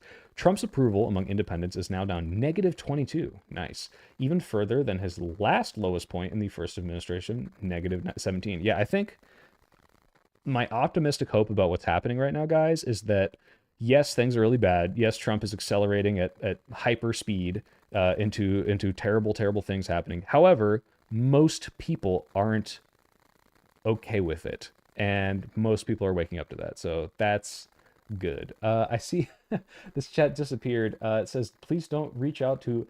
It's funny. The things that Niter says, reach out to Lonerbox. It could be cool. And then this message is hidden. Please don't reach out to Zionist Lonerbox, all caps. I don't know if he's a Zionist. I'm sure he's defended Israel. Do you guys think Destiny is a Zionist? Because based on what I've heard from him, he doesn't seem like a Zionist, but he does heavily defend Israel. So it's like, I don't, first of all, I would still talk to a Zionist, even if they're full-on Zionist. I just would push back on a lot of their disgusting ideas. What do I define as Zionist? That's a good question, actually. I don't know if I have a specific definition. Wouldn't it just kind of be anyone who's vehemently pro-Israel to the point of like it doesn't really matter what they do so long as they preserve their own state? Because that's kind of the worst of the worst takes I hear are usually coming from someone who believes that sort of thing. But you know, is Bernie Sanders a Zionist because he says Israel has a right to exist? Like, no, I don't know.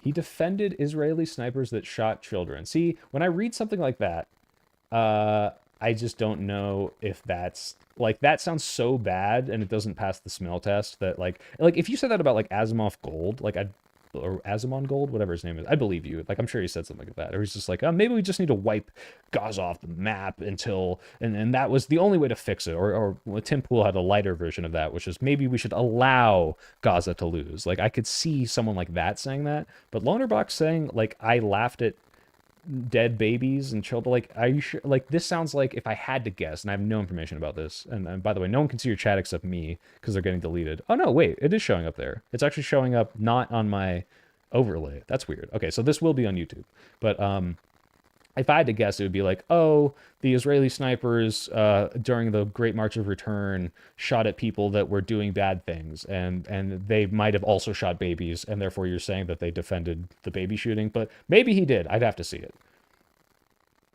I don't know if I'll reach out to Lonerbox, though, because I don't really like talking about the like Israel-Palestine stuff. Like, one, because I need to do way more reading to really understand it, and two, because it's so complicated that, like, I hate that, like, if I make a take on it, I'm going to get lumped into one of these camps. And I'm not trying to be a centrist on this, by the way. But it's just like, oh, like, if I can look at this and say this is terrible, then the other side says, well, if you think that's terrible, then you're not on my team. And it's like, well, what team? You know, like, I am on the team of, I think, you know, we shouldn't be blowing up children. I'm on the team of, like, hey, we should end this, like, this occupation if we can, and like try to form some sort of solution where people get their democracy. But like I don't feel represented in that, and I don't know enough to know where I should really put my camp. If the definition of Zionism is that you support Israel's right to exist, then that's like, I feel like that's too weak of a definition. And yes, Destiny has said reprehensible things, of course. That doesn't. I don't know if he's a Zionist. Has a Mond mold. Dude, I can't believe anyone watches that guy. He's got like a rat alarm clock. Not anymore, but the fact that he ever had that. It's not really true. I think if you do have a conversation, you can talk to him about that. Yeah, I mean, hey, look, now if I ever talk to him, I will bring up the defending babies, Israeli sniper baby thing, so. Okay, was he joking, Floppa? He was talking about children who got shot and saying things like, sniping is very hard, they are moving targets. That's a dark joke I might make, not on stream, but like to my friend, like trying to make light of a really horrible situation. But if he's not joking, first of all, you shouldn't joke about, I mean, not you shouldn't joke, but like that's not really an appropriate joke in that context. I don't know what the context was, but if he's not joking, it's like, all right. This is all real. He was not joking. Oh, well, that's pretty gross. He soys out whenever people attack Israel. Bad Empanada has done so little research on the conflict, it's actually insane. Yeah, see, like, that's what I'm talking about, too, because it's like, I'll see, like, a Bad Empanada take, or, like, a Noah Samson take, or whatever his name is, and I'm like, I can tell, and I say this as someone who doesn't know a lot, that, like, you're not representing this clearly, and I can't take you seriously, so it's a lot harder to watch. Sniper babies sounds like they have babies who snipe. Hey, eventually we can train them. The Kindergartens program is where we start, and then we'll move down 6 years. Please look into it if you don't believe me, but Lonerbox did defend snipers who shot at children. No, I'm not, it's not believing you. I just can't take anything you say at face value. I'll be like, oh, well, if that's true, that's horrible. I'll have to watch it more. He's been very critical of the IDF. He's not a mindless Israel simp. Oh, see, okay.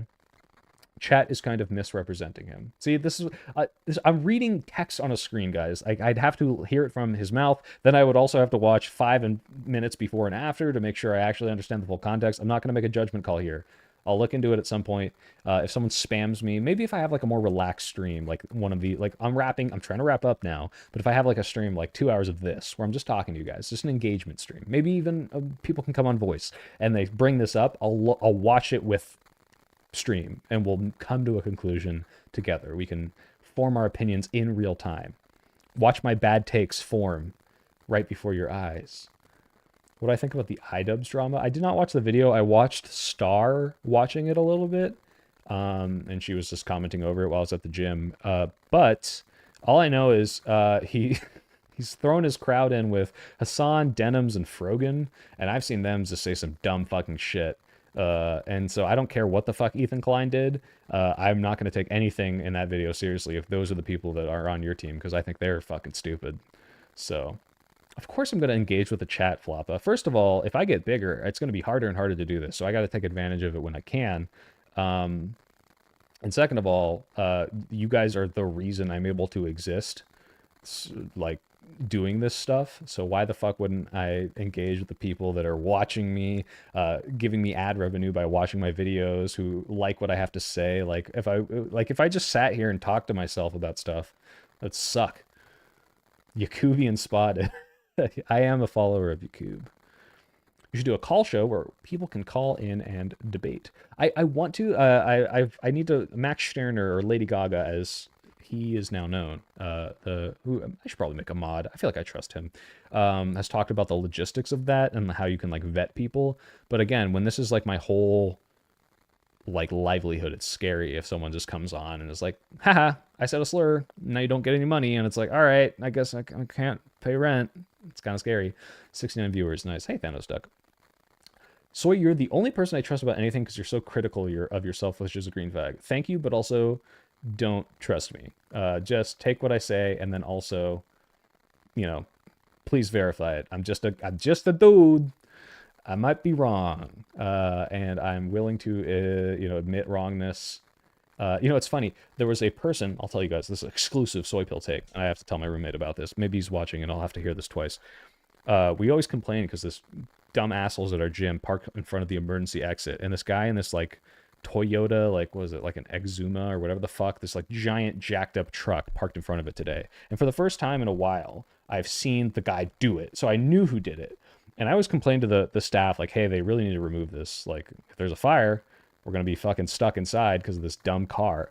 I even took a photo of it and posted it in the community post a while ago. But I saw the guy in the gym, and I was like, hey, is that your Toyota? And he's like, yeah. I'm like, hey, you should probably move it. It's parked in front of the emergency exit.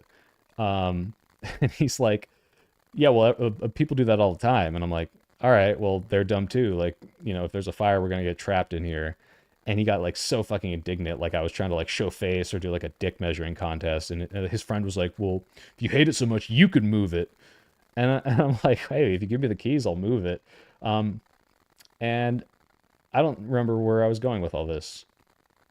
I had a point. It was based on one of your comments. Oh, it's being critical of yourself. Oh, right. So I get outside, and he's like, "Well, we're gonna move our car. This is when I'm done." And then he looks at my car, and apparently I'm parked also like not in a real spot. He's like, "Well, you're parked illegally too. That's not a parking spot." I was like, "Oh, well, I guess we're all stupid today." That was the point.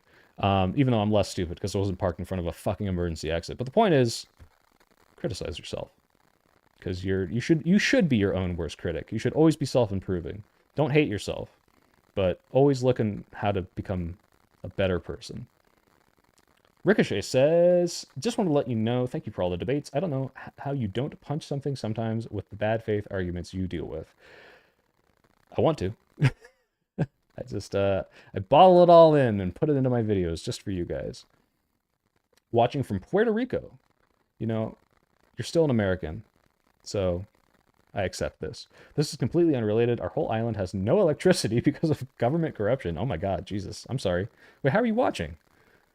Got it on a little crank. You're like cranking up the little like internet receiver. How is rent on the West Coast? I'm paying $16.50 a month, which is not ideal, but I wish I was paying less. And it's not good. And we need to build more housing, which Kamala Harris would be doing right now, hopefully, if she was president. But she's not. How do you prevent yourself from doom spiraling?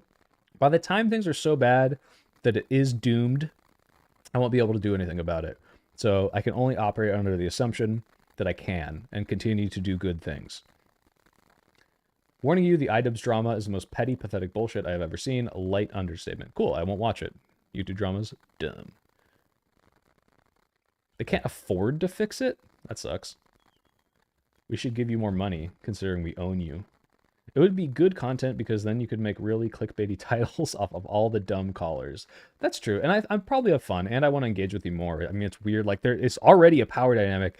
You guys who I want to interact with are still text on a screen to me, and I'm the one with the voice, so it is a little weird. And it would be cool to talk to people that are engaging and supporting me. Angus, I'm glad you've come around from anti-Semitic conspiracy theories to agreeing with me that people shouldn't block the fire escape. You're okay in my book, buddy. When it comes to... And you're the only person who super chatted today, so extra bonus to you, no matter what you said. When it comes to live streams, at least, YouTube is lax on what people can say. Dude, I just finished my probationary period for having bass on because he said something crazy. No, sorry. He didn't say anything crazy. Like, don't get me wrong, he has wild ideas, but he didn't say anything crazy. And like, I got flagged for that. And I just got off that probationary period, which I guess, if anything, is a sign that I should do call-in. So when I finish my video, I'm vowing to look into how I can have a caller stream. I'll do it. Maybe I'll do 100,000 sub caller stream. Would you rather have a wide burger or a tall burger? Obviously wide. What the fuck? Because at least then you can cut it up. Even if a tall burger, you can't cut it in a way that makes it easier to eat unless it's like skewered. So obviously wide. Commenting cat. Oh, hey, commenting cat. I wish she won so the economy and housing wouldn't be so bad. Agreed. I'm able to watch you because our 4G towers are still up. I'm assuming the big data companies like T-Mobile can afford their own generators. Thanks, capitalism. I'm too focused on our political situation and my real life to care about iDubbbz drama. True, exactly, right? Like, as much as that could be an entertaining video, I've just never liked watching, like, iDubbbz content cop, because I would rather watch people talk about something slightly more important. And I'm not trying to, like, diminish people who enjoy it. Like, I'll watch fictional TV shows about nothing real, but that's just never something that's, like, appealed to me. If I'm like, oh, I'm doing real life stuff, I kind of want to watch something more interesting. To me, personally. But if you guys like it, that's cool. I'm not hating on him. His videos, from what I have seen, are very well produced.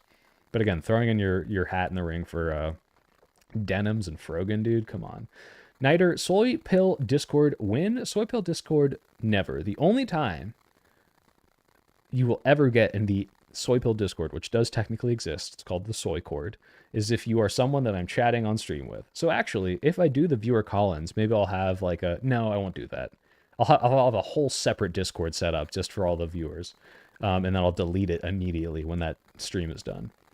But yeah, like right now I have a Discord. The members are me, one of my mods, Dylan Burns, who was just on, FD Signifier, and Akana Boy. Oh, and JJ McCullough. And no one will ever post anything in here. This is only so I can chat to people. Class riot when things get too bad. Maybe. I think I actually predicted, and this isn't like a strong prediction, but I'm envisioning in the next decades, once we have automation that is so efficient that we can, do anything we need to at very cheap, way cheaper than any worker, but we don't have progressive enough politicians to do UBI, there's going to be like class riots, but that's maybe something far away. As someone who has followed the Ethan Klein crash out, I really don't care about this whole person is bad because they don't like my friends. Yeah, who gives a crap? I think the call stream should be very strict. You have a very specific topic. You kick off any callers who aren't staying on topic. I wouldn't kick them off necessarily, but I would, I'd say like, hey, welcome on. What do you want to talk about? Talk about that for a little bit and say, all right, cycle someone in. So that's something I would try. Ethan Klein isn't crashing out. He tried to get into politics by defending Israel, siding with losers like Loaderbox and Destiny, and that's why he ended up how he is. Again, I never even watched H3 before. I don't know enough about him, so. He did get into politics. Yeah, I thought he was in politics like before that, though. Real politics. It was just slop comedy. He literally calls what's happening in Gaza a genocide. This is not defending Israel. I mean, I'm sure if anything, having isn't his wife like former IDF? He's probably at least like slightly pro-Israel. But I watched the Hassan takedown content nuke only not because of like I cared about the drama, but because I was like, oh, like what did Hassan get wrong about this conflict? And like he's had some takes I didn't like, but I was not like impressed with that video insofar as like, oh, this is a really good take on these subjects.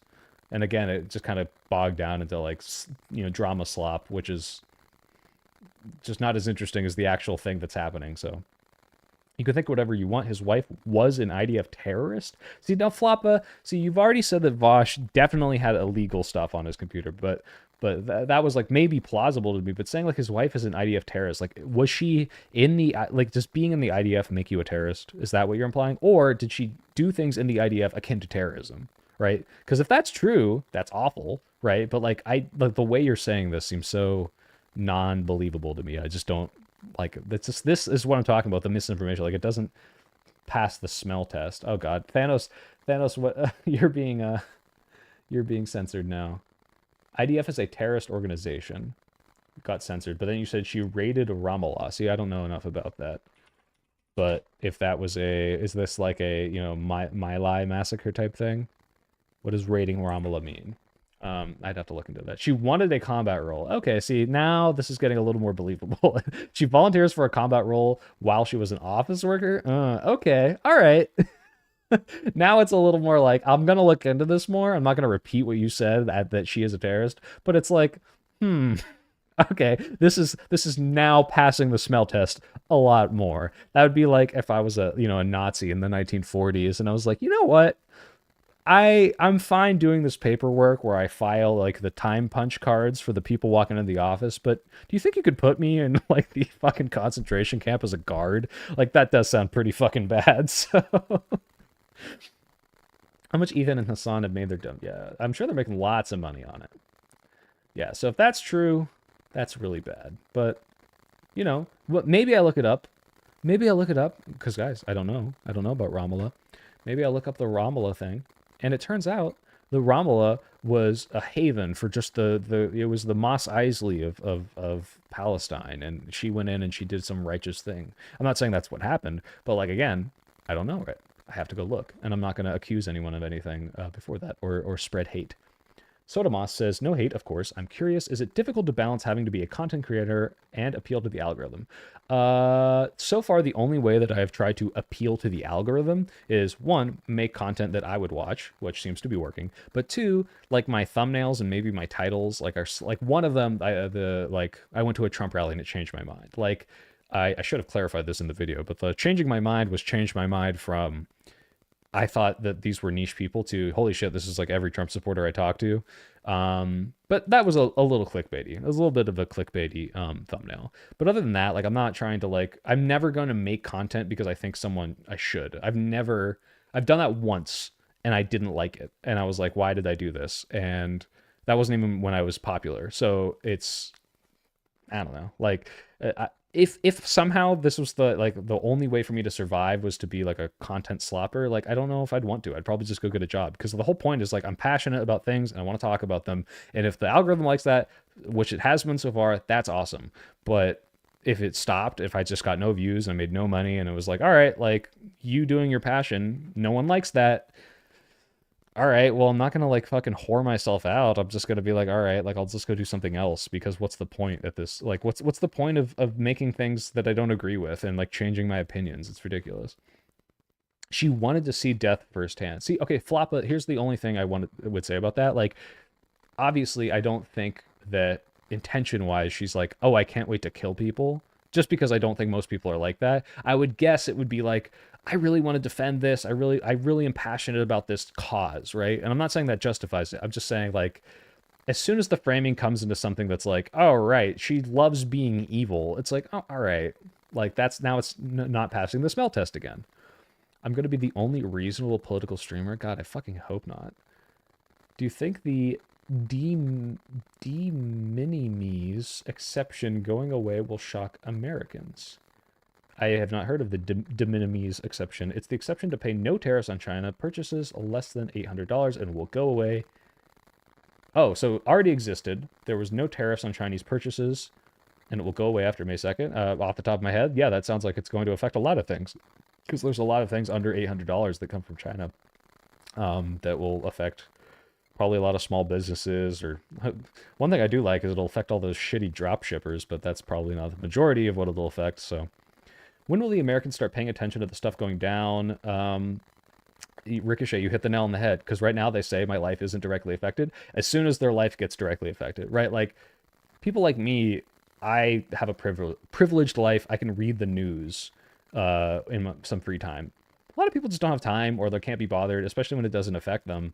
When the economy really gets fucked up, when the egg prices things that probably drove like a bajillion votes. Like, yeah. As soon as people start getting affected, it's gonna happen. Floppa says Gila recalled her combat time in Ramallah and called the entire city a terrorist city. See, again, if I had to question it, it'd be like, okay, did she mean like it was a terrorist haven? Like there was a bunch of bases there? Or was she like, every single Palestinian here is a terrorist? Because that's fucking insane. Like, yeah, dehumanization tactics. So I'll look into this, but that's sounding not good, Floppa. not a fan of what I'm hearing. Ethan and Hassan are not struggling or saying anything that controversial in a way that challenges Israel or those supporting Israel in any meaningful way. I'm not sure about that. I mean, Hassan's like very critical of it, right? Ethan I probably is not as critical. She did not call Ramallah a terrorist city. Ethan Klein said that as a joke because he didn't know shit about what she was talking about. See, okay, now everyone is arguing about the facts. That's why I can't form my opinions. This is just what I hear. You should do Mr. Beast thumbnails. I did one. I might have taken it down where I was like reacting to some article that I thought was funny, but it was like me going like, or no, it wasn't me. I had a picture of Sniper Wolf, and she's making that face that she makes on every single fucking thumbnail. Respect for soyful content. Slop needs to stop. Agreed. She said she was bored and wanted something exciting. See, that's what I mean. Like, that doesn't strike me as evil, depending on what she did. Like, that could just be some, like, do you know how many dipshit, like, I want a Camaro and exciting life, say shit like that about joining the military? And, like, I don't think that makes them evil, but she could have done evil things. So, like, that in and of itself, that motivation doesn't sound evil, but it depends on what she did and why she did it. She said her office job was boring. She wanted excitement. She went on a raid in the occupied West Bank where the IDF has been committing crimes. Again, did she commit crimes? I'm sure just by being there and doing that, it's like a tacit endorsement of what they're doing, which is really bad. But I also wouldn't condemn her completely if she wasn't just hanging out, You know, like, oh, I was at the raid. I shot at someone who was like legitimately someone who needed to be shot at. Like, I don't know. I'd have to see. Do you think that concentration guards can change?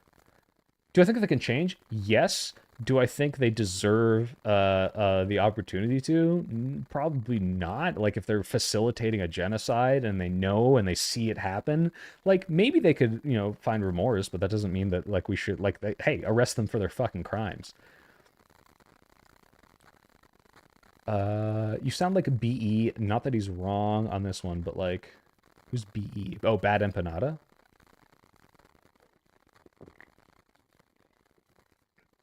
My commie radar is getting really good. Oh, you're talking to Floppa. I guess I'm not a leftist if you don't believe in. I don't believe in rehabilitating concentration camp guards.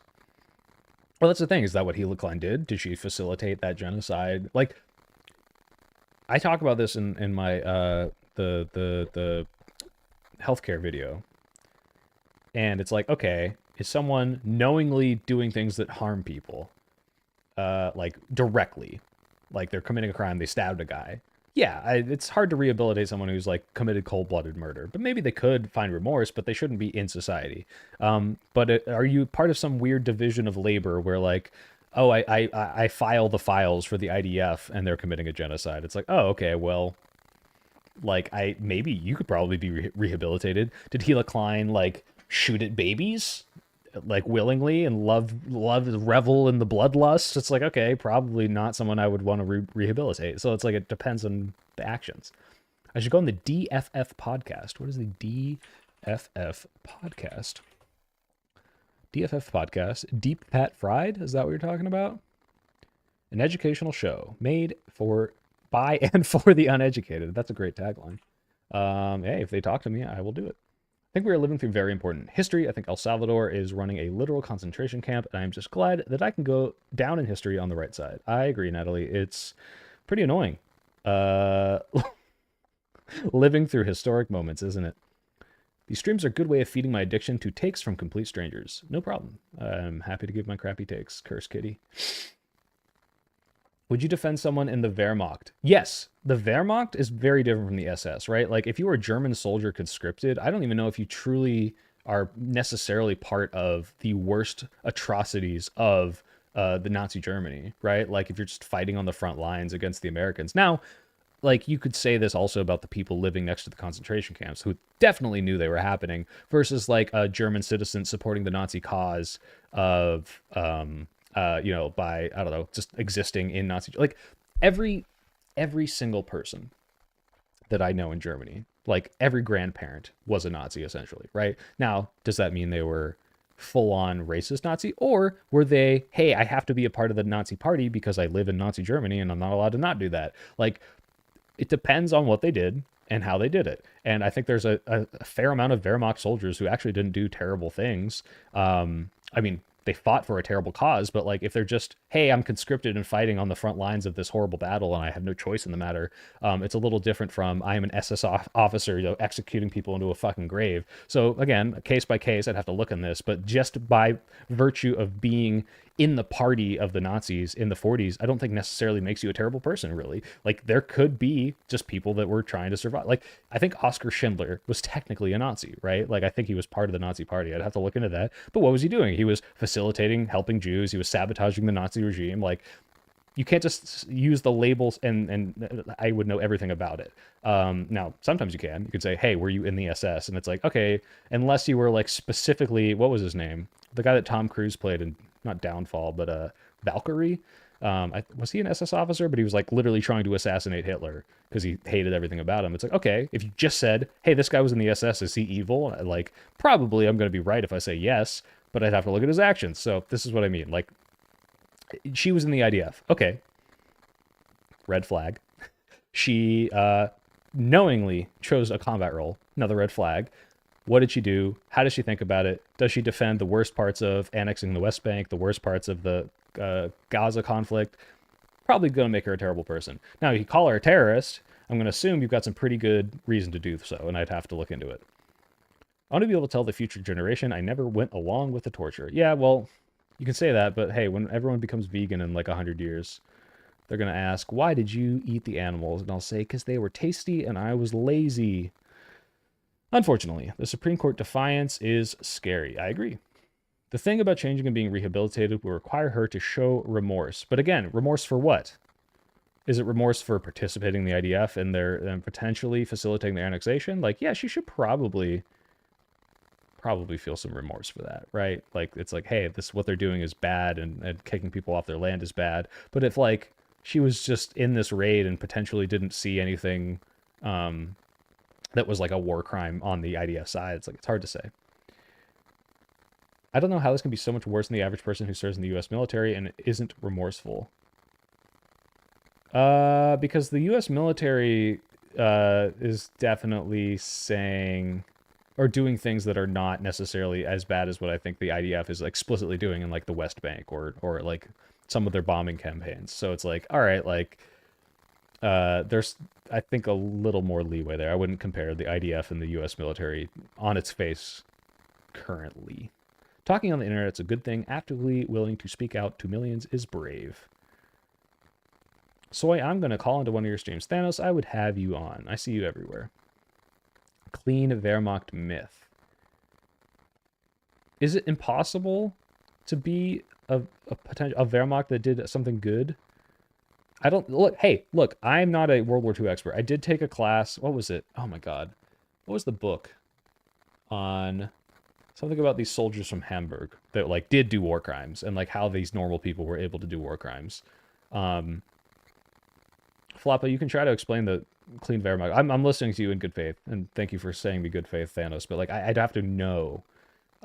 Like, there's like zero possibility. Like, I'm in my head, I'm rationalizing. There's a possibility that there could be a Wehrmacht soldier that was conscripted and did not participate in any war crimes and only just did what he was told, insofar as not just following orders and committing a war crime, but like, hey, go shoot that way at the Americans, and then he did. Like, I just don't see that as necessarily like you're an evil person.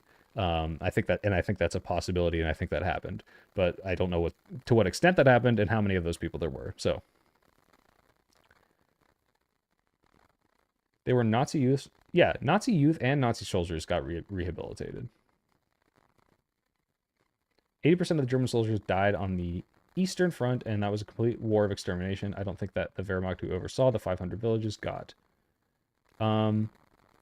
Yeah, if, again, Floppa, if the case is these Wehrmacht soldiers participated in this war, saw them executing civilians, were completely okay with it and didn't do anything to stop it, yeah, I don't think those people are probably rehabilitated.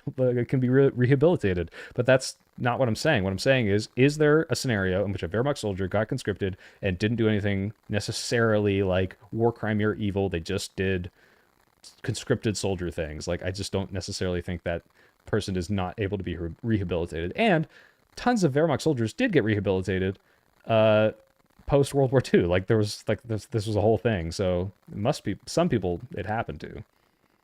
And some of those people probably did terrible things. Now, do I think some of them deserve to have, you know, some of their crimes punished if they did do crimes? Yeah, but I'm sure they just didn't catch all of them. So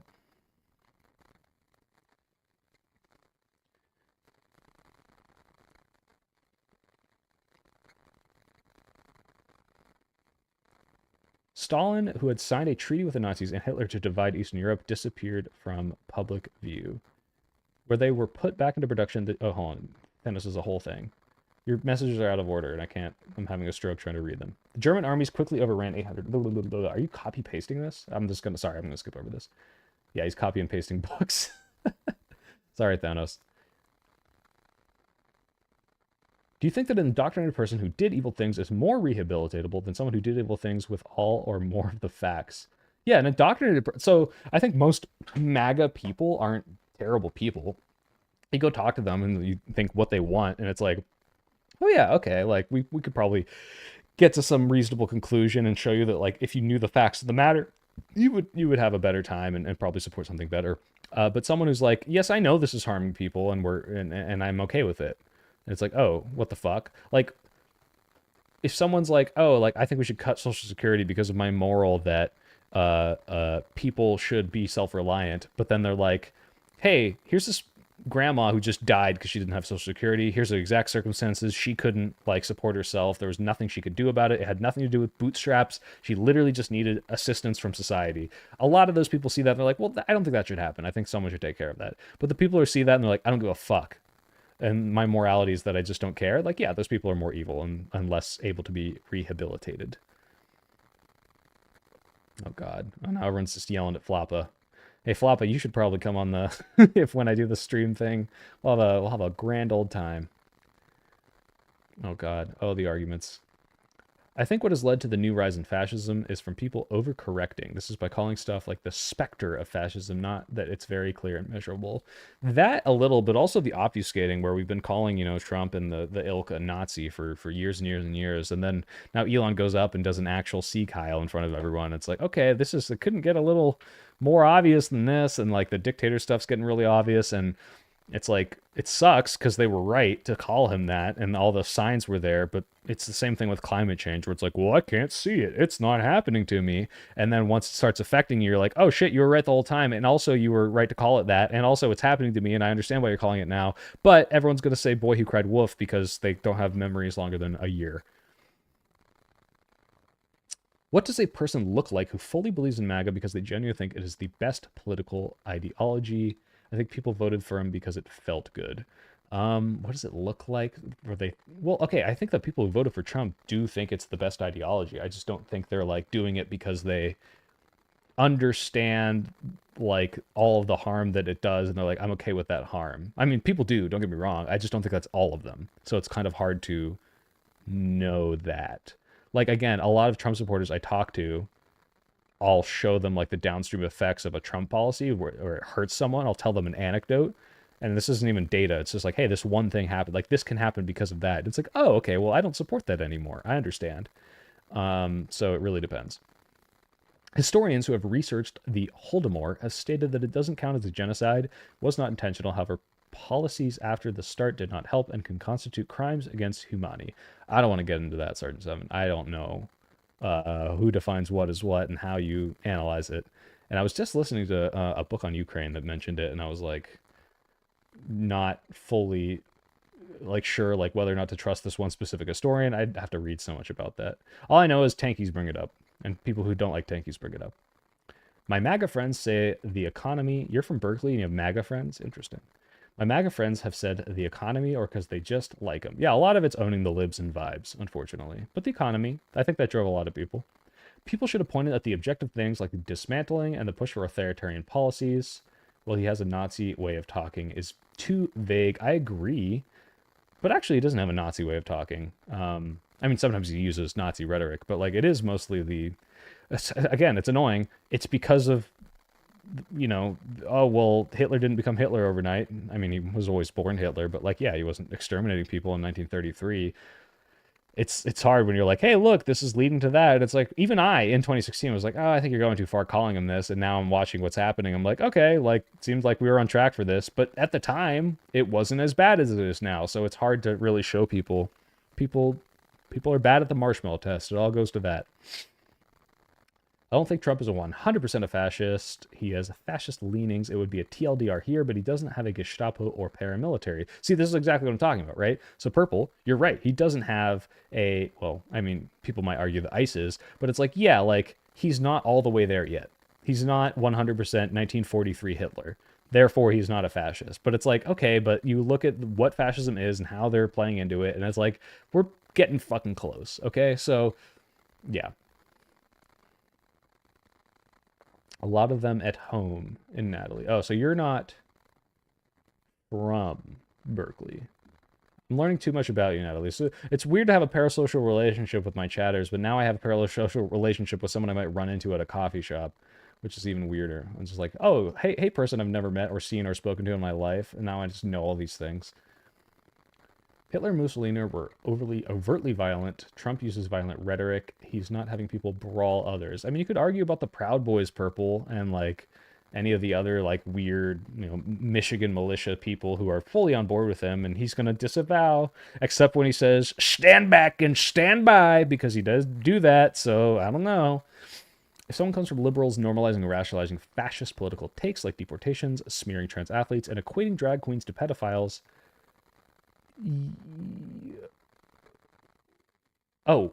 liberals are normalizing those takes?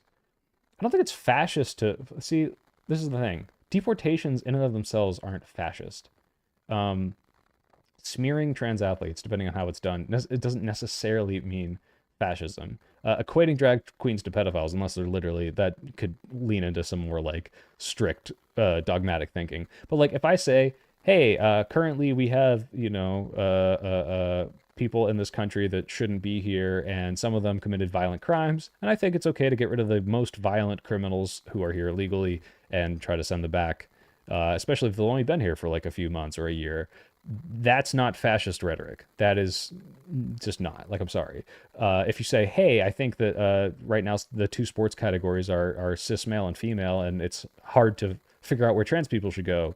Maybe we should take more time to think about this, or do something about it. That's not fascist, okay? But there are ways to have takes on deportation and trans athletes that are fascist. So I don't know about the whole liberal rationalizing or normalization there. Oh my god, you guys are all fighting with Flop. Is Floppa Lover 66 like a penis thing, by the way? I have seen countless people who spoke highly about the USSR as well during the Stalin era. Well, first of all, that's true, Floppa. There's a whole thing called Ostalgie in East Germany where all the former East Germans were like happy with East Germany. They were like, hey, I had a guaranteed job. Hey, women's rights were a little better. Hey, like I could get an abortion or whatever. Like they liked East Germany. Not everyone hated it. There's plenty of things to complain about, but yeah, it's not like just everyone hated it like it was this evil place. Now there's things I really didn't like. I don't like how they shoot people trying to leave. I don't like the Stasi, the secret police, but like, yeah, some people liked it. Scott Lott, thank you for the $5. It's never a logical conversation with MAGA. They treat politics like sports teams. Their team can never be wrong. See, Scott, first, thank you for the $5, but I don't necessarily agree. I think that you can have a logical conversation. Like my friend, YouTube hates free speech. He's in here sometimes. I don't think he's here now. I can have logical conversations with him. And sometimes things get dogmatic, but like of all the things I've ever pulled him further left on, it's never been because of vibes. It's never been because of teams. It's because I say, here is a outcome that will happen because of this policy that Trump is implementing, or vice versa. Like, here's how I would justify this left-wing policy, and this is like A to B to C, and he follows it, and he's like, oh, okay, that makes sense, and he changes his mind about it. It's really that easy, and he's done it for me on a couple of things. Like, it's like he showed me a scenario, and he was like, hey, this is kind of what the media has been saying, but like if you watch this video, don't you think this is reasonable? And I say, oh, actually, that does make sense. And like you can have these conversations with people in good faith. It's possible. Now, yes, there are people that are team sports. There are people that are like, there's nothing Trump could do that would ever make me change, but I don't think that's always the case. Floppa is a cat. It's not a penis. Okay. But your profile picture is a guy, so I thought maybe you liked Guy Wiener or something, which is fine because everyone in my chat is gay. But I don't know. My niche is Eastern Europe and former communist countries. Okay, see, yeah, so I'm preaching to the choir for you, Flop. I know people. There's plenty of people that like former East Germany. There's so many chats that are getting censored. By the way, I see it moving. Proud Boys apparently is censored. I don't think the Proud Boys have the same kind of unity as fascists. I mean, that's true. Oh my god, I have to read your chats in this tiny little window here. I am asexual. That's still gay. Everyone here is gay. I don't dislike communism. I dislike the user. Why are the chats not loading? Hold on, guys. Chats. There we go. Wait. Oop. Oh my god. There we go. Yeah. Let's get Jews affordable housing. The Stasi didn't like that Judaism revoked. Sorry, Jonah, what are you saying? Hey, let's get Jews affordable housing. Hey, the Stasi didn't like that Judaism revoked. Oh, the Stasi didn't like that we gave Jews affordable housing. You're no longer Jewish. I see what you're saying. Please listen to Michael Parentes. I will look into it. I've seen Russians and Ukrainians who have loved and hated the USSR. Yep, see? Do you think the Gaza fence is okay? Why do you think the Berlin Wall is okay? Do I think the Gaza fence is okay? Why do I think the Berlin Wall? First of all, I don't know if I like the idea of enclosing of peoples in either of these scenarios, right? But I also don't know how comparable they are. Like the East Germany one was like they're not like, hey, these people are potentially a risk to the neighboring country. It was this weird like dogmatic reason to keep them there where they don't want them just leaving for no reason. Versus like the Gaza fence, the justification of the Gaza fence is, hey, like if these people just have free flow, able to cross this border, we're gonna have way more terrorism or whatever. Like, and there might be some degree of legitimacy to that. I don't know. It's hard to compare these things. Again, I have to. You guys, if you ask these a really complicated scenario questions, and I can't like just give a good take on these out of nowhere. I'd have to look into the specific reasons for why they're there, what they do at these borders, a lot of stuff. Okay, but I don't want to go there. Okay, hold on. You guys are arguing with each other. Ricochet, thank you for the 5. Thank you so much for doing what you do. Off to bed. Good night, Ricochet. Thank you so much for the $5. I appreciate it. And I said I would wrap up like 30 minutes. I always do this. You guys, like, I'm like, all right, I'll wrap up. And they just hit me with all these interesting chats. I've been slowly convincing a family member she cares about the environmental stuff, but doesn't vote like it. How can you not? That's like a single issue voter thing. It's like our country's going to die. Oh my God. Bowtied Hillbilly, you're also ace. You guys should become partners. You could be like, because you're both asexual. That means you're attracted to each other and want to have sex, right?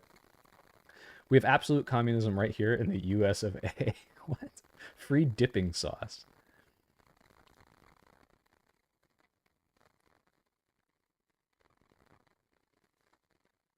Wait, the poll in 1991 showed that democratically all of the socialist republics wanted to keep it a united union. Okay, Floppa, this is something I can speak about because I just read that no, the poll in 1991 in Ukraine at least was definitely, hey, we do not want to be part of the USSR anymore, unless I understood it wrong. I don't care what economy I live in as long as I can make ends meet. That's a low bar, but cool. East Germany was pretty good on LGBTQ rights much earlier than other countries. Yeah, I think that's true. I was reading, the reason I know most about East Germany is this book. It's called Am Kurzen Ende des Sonnenallee, or what's it called? Oh yeah. Kurzen Ende der Sonnenallee. It's a German book. It's I think it's just called Sonnenallee or Sun Alley in English. And it's just like a story of a boy growing up in East Germany, and there's like all sorts of cultural relevant things to learn about. I think one of the main plot points is like the uncle or the dad or the grandpa complaining that the asbestos in the wall is giving them cancer, and then he dies of cancer. Spoiler. So it's not exactly like a loving portrayal of East Germany, but it's just like an interesting look into that time.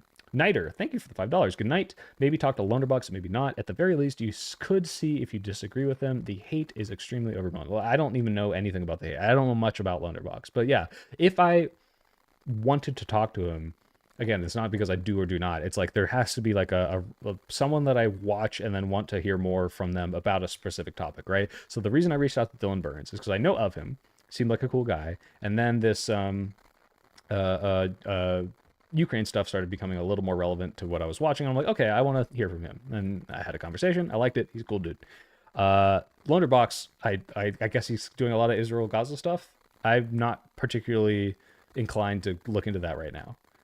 So it depends. Do you believe in a work ethic above luxury automation? Do you think labor has inherent value? That's an interesting question. I'm not sure how I would answer that. Labor has inherent value? I don't know. Like if someone does a bunch of work for me, but they do a not a good job, the thought that counts. I've never really agreed with that like statement. Like I care about the material outcome. Do I believe in a work ethic above a luxury automation? Can you elaborate on that, Jonah? I'm not sure how to answer that really. Natalie Brewer, do you speak German? Hat nicht alles Tassen im Schrank. Is that like a way to say like not all the tools in the shed, or he's crazy? I actually haven't heard that one before. But yeah, he doesn't have all the cups in the cabinet is what that translates to. So if you speak German, now I'm gonna know how to identify you in Berkeley. I'm gonna hear someone speaking German, which does not happen a lot after they shut down Gaumenkitzel. So I don't know. I'll be able to pick you out in a crowd. There are two different polls on the union. The poll where over 70% voted to keep the union but reform it with higher autonomy, but still as a union. Okay. No, I could have sworn they said, I want to remain an autonomous part of Ukraine. Or was it not that? Now I have to look it up. 83% of the people that lived in the Ukrainian SSR voted in favor of staying as a union. But Floppa, was it staying as the USSR or was it the ASSR? Because the ASSR was this like autonomous combined states that are all independent, but work together, and that's a very different thing.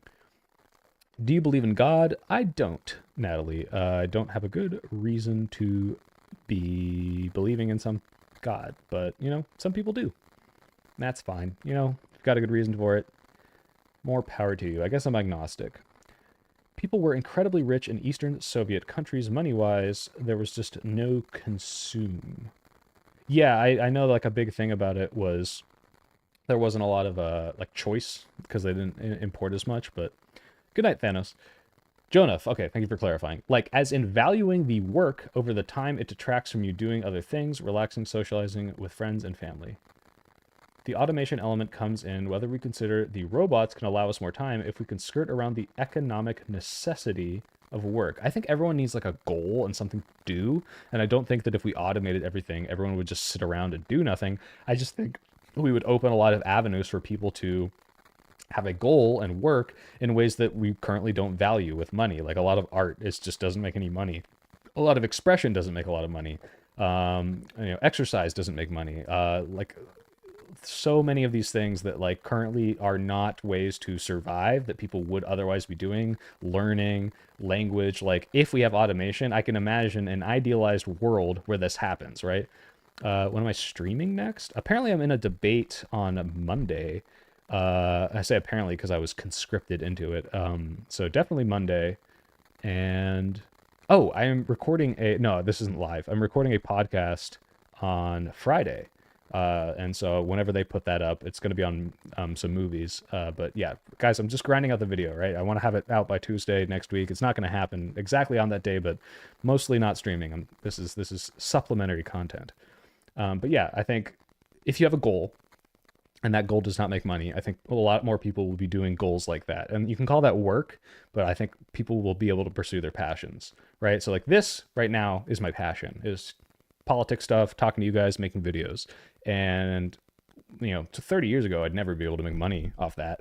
So whether that's because it's not like my job was automated, but like I'm able to take advantage of that. And I think more people would if they could. A lot of satisfaction can be found in labor depending on what you are doing and what you pay for. Yeah, true. Oh, good night, Jonah. In fact, I'm going to take off. I was only here because of Jonah. But, you recommend Dark Matter 2525, an actual great atheist YouTuber who is in no way cringy about it. Very serious discussions. I just don't care about like having religious debates because there's no, like, it's all dogmatic. It's just like either you do or do not believe it, right? Like there's no good arguments unless they're claiming there's factual evidence of God, in which case you can just like disprove that. But it's so stupid. It's such a dumb like topic to debate on. Do you think a post-scarcity society is possible? I hope so. I want Star Trek. I want my goddamn holodeck. I want my goddamn synthesized, nutritious cake that I can eat cake all I want and all it has is protein, but it tastes like cake. Yeah, but I don't think I'm not holding out for it, Bowtied Hillbilly. I just hope you keep your standards high for your videos and talking points don't slip. I hope so too, Purple. I was really worried about this Elon video where I'm like, oh, I don't know about it here or here. And in the editing process, I've been able to turn it into something that I'm more happy with. So, but yeah, I think we're consuming disgusting people who are just going to keep consuming and expanding. What does Agent Smith call us in the Matrix? Parasites? You're parasites. And we are, and maybe we'll learn how to not do that, but I don't know. Sorry if someone asked this before, but has your job been affected by the tariffs? It has not been affected by the tariffs, insofar as the way my job operates has not been affected. So he's a philosopher. His videos are philosophical from an atheistic position. Just off the top of my head, not only that's maybe not something I would watch. Not to shit on you or anything. It's just like, I think I had my atheistic philosophy phase back in 2012 when I watched like Sam Harris and Richard Dawkins, but I'm a little over it now. But maybe I might like it. I'll check it out for sure. All right, guys. I'm going to go work on my video for a couple hours before I go to bed, and then wake up and then work on my video more because it's for you. So thank you all for watching. I hope you enjoyed the Dylan conversation. I love interacting with you guys. Thank you for the super chats. Those are super helpful to me. And no, Floppa, I will never make a public Discord. I've firmly confirmed that forever I will never foster the disgusting community, because you know what? It's going to be exactly like the chat today, Floppa, where I'm going to look away for a second to something very important like a Dylan conversation, and I'm going to look back to chat, and you're going to be arguing about whether or not Israel did 9/11, and I'm never, ever, ever, ever going to facilitate that insofar as making community that, like, you guys are like, you'd be like my Tamagotchi, you know? Like, I don't look in there for 10 seconds. I look back, there's shit all over the floor, and the Tamagotchis are mating and having eggs. No. Touch grass. I love you guys. Everyone's gay. Type 1 to the deep state. Have a great night, and I'll see you guys later.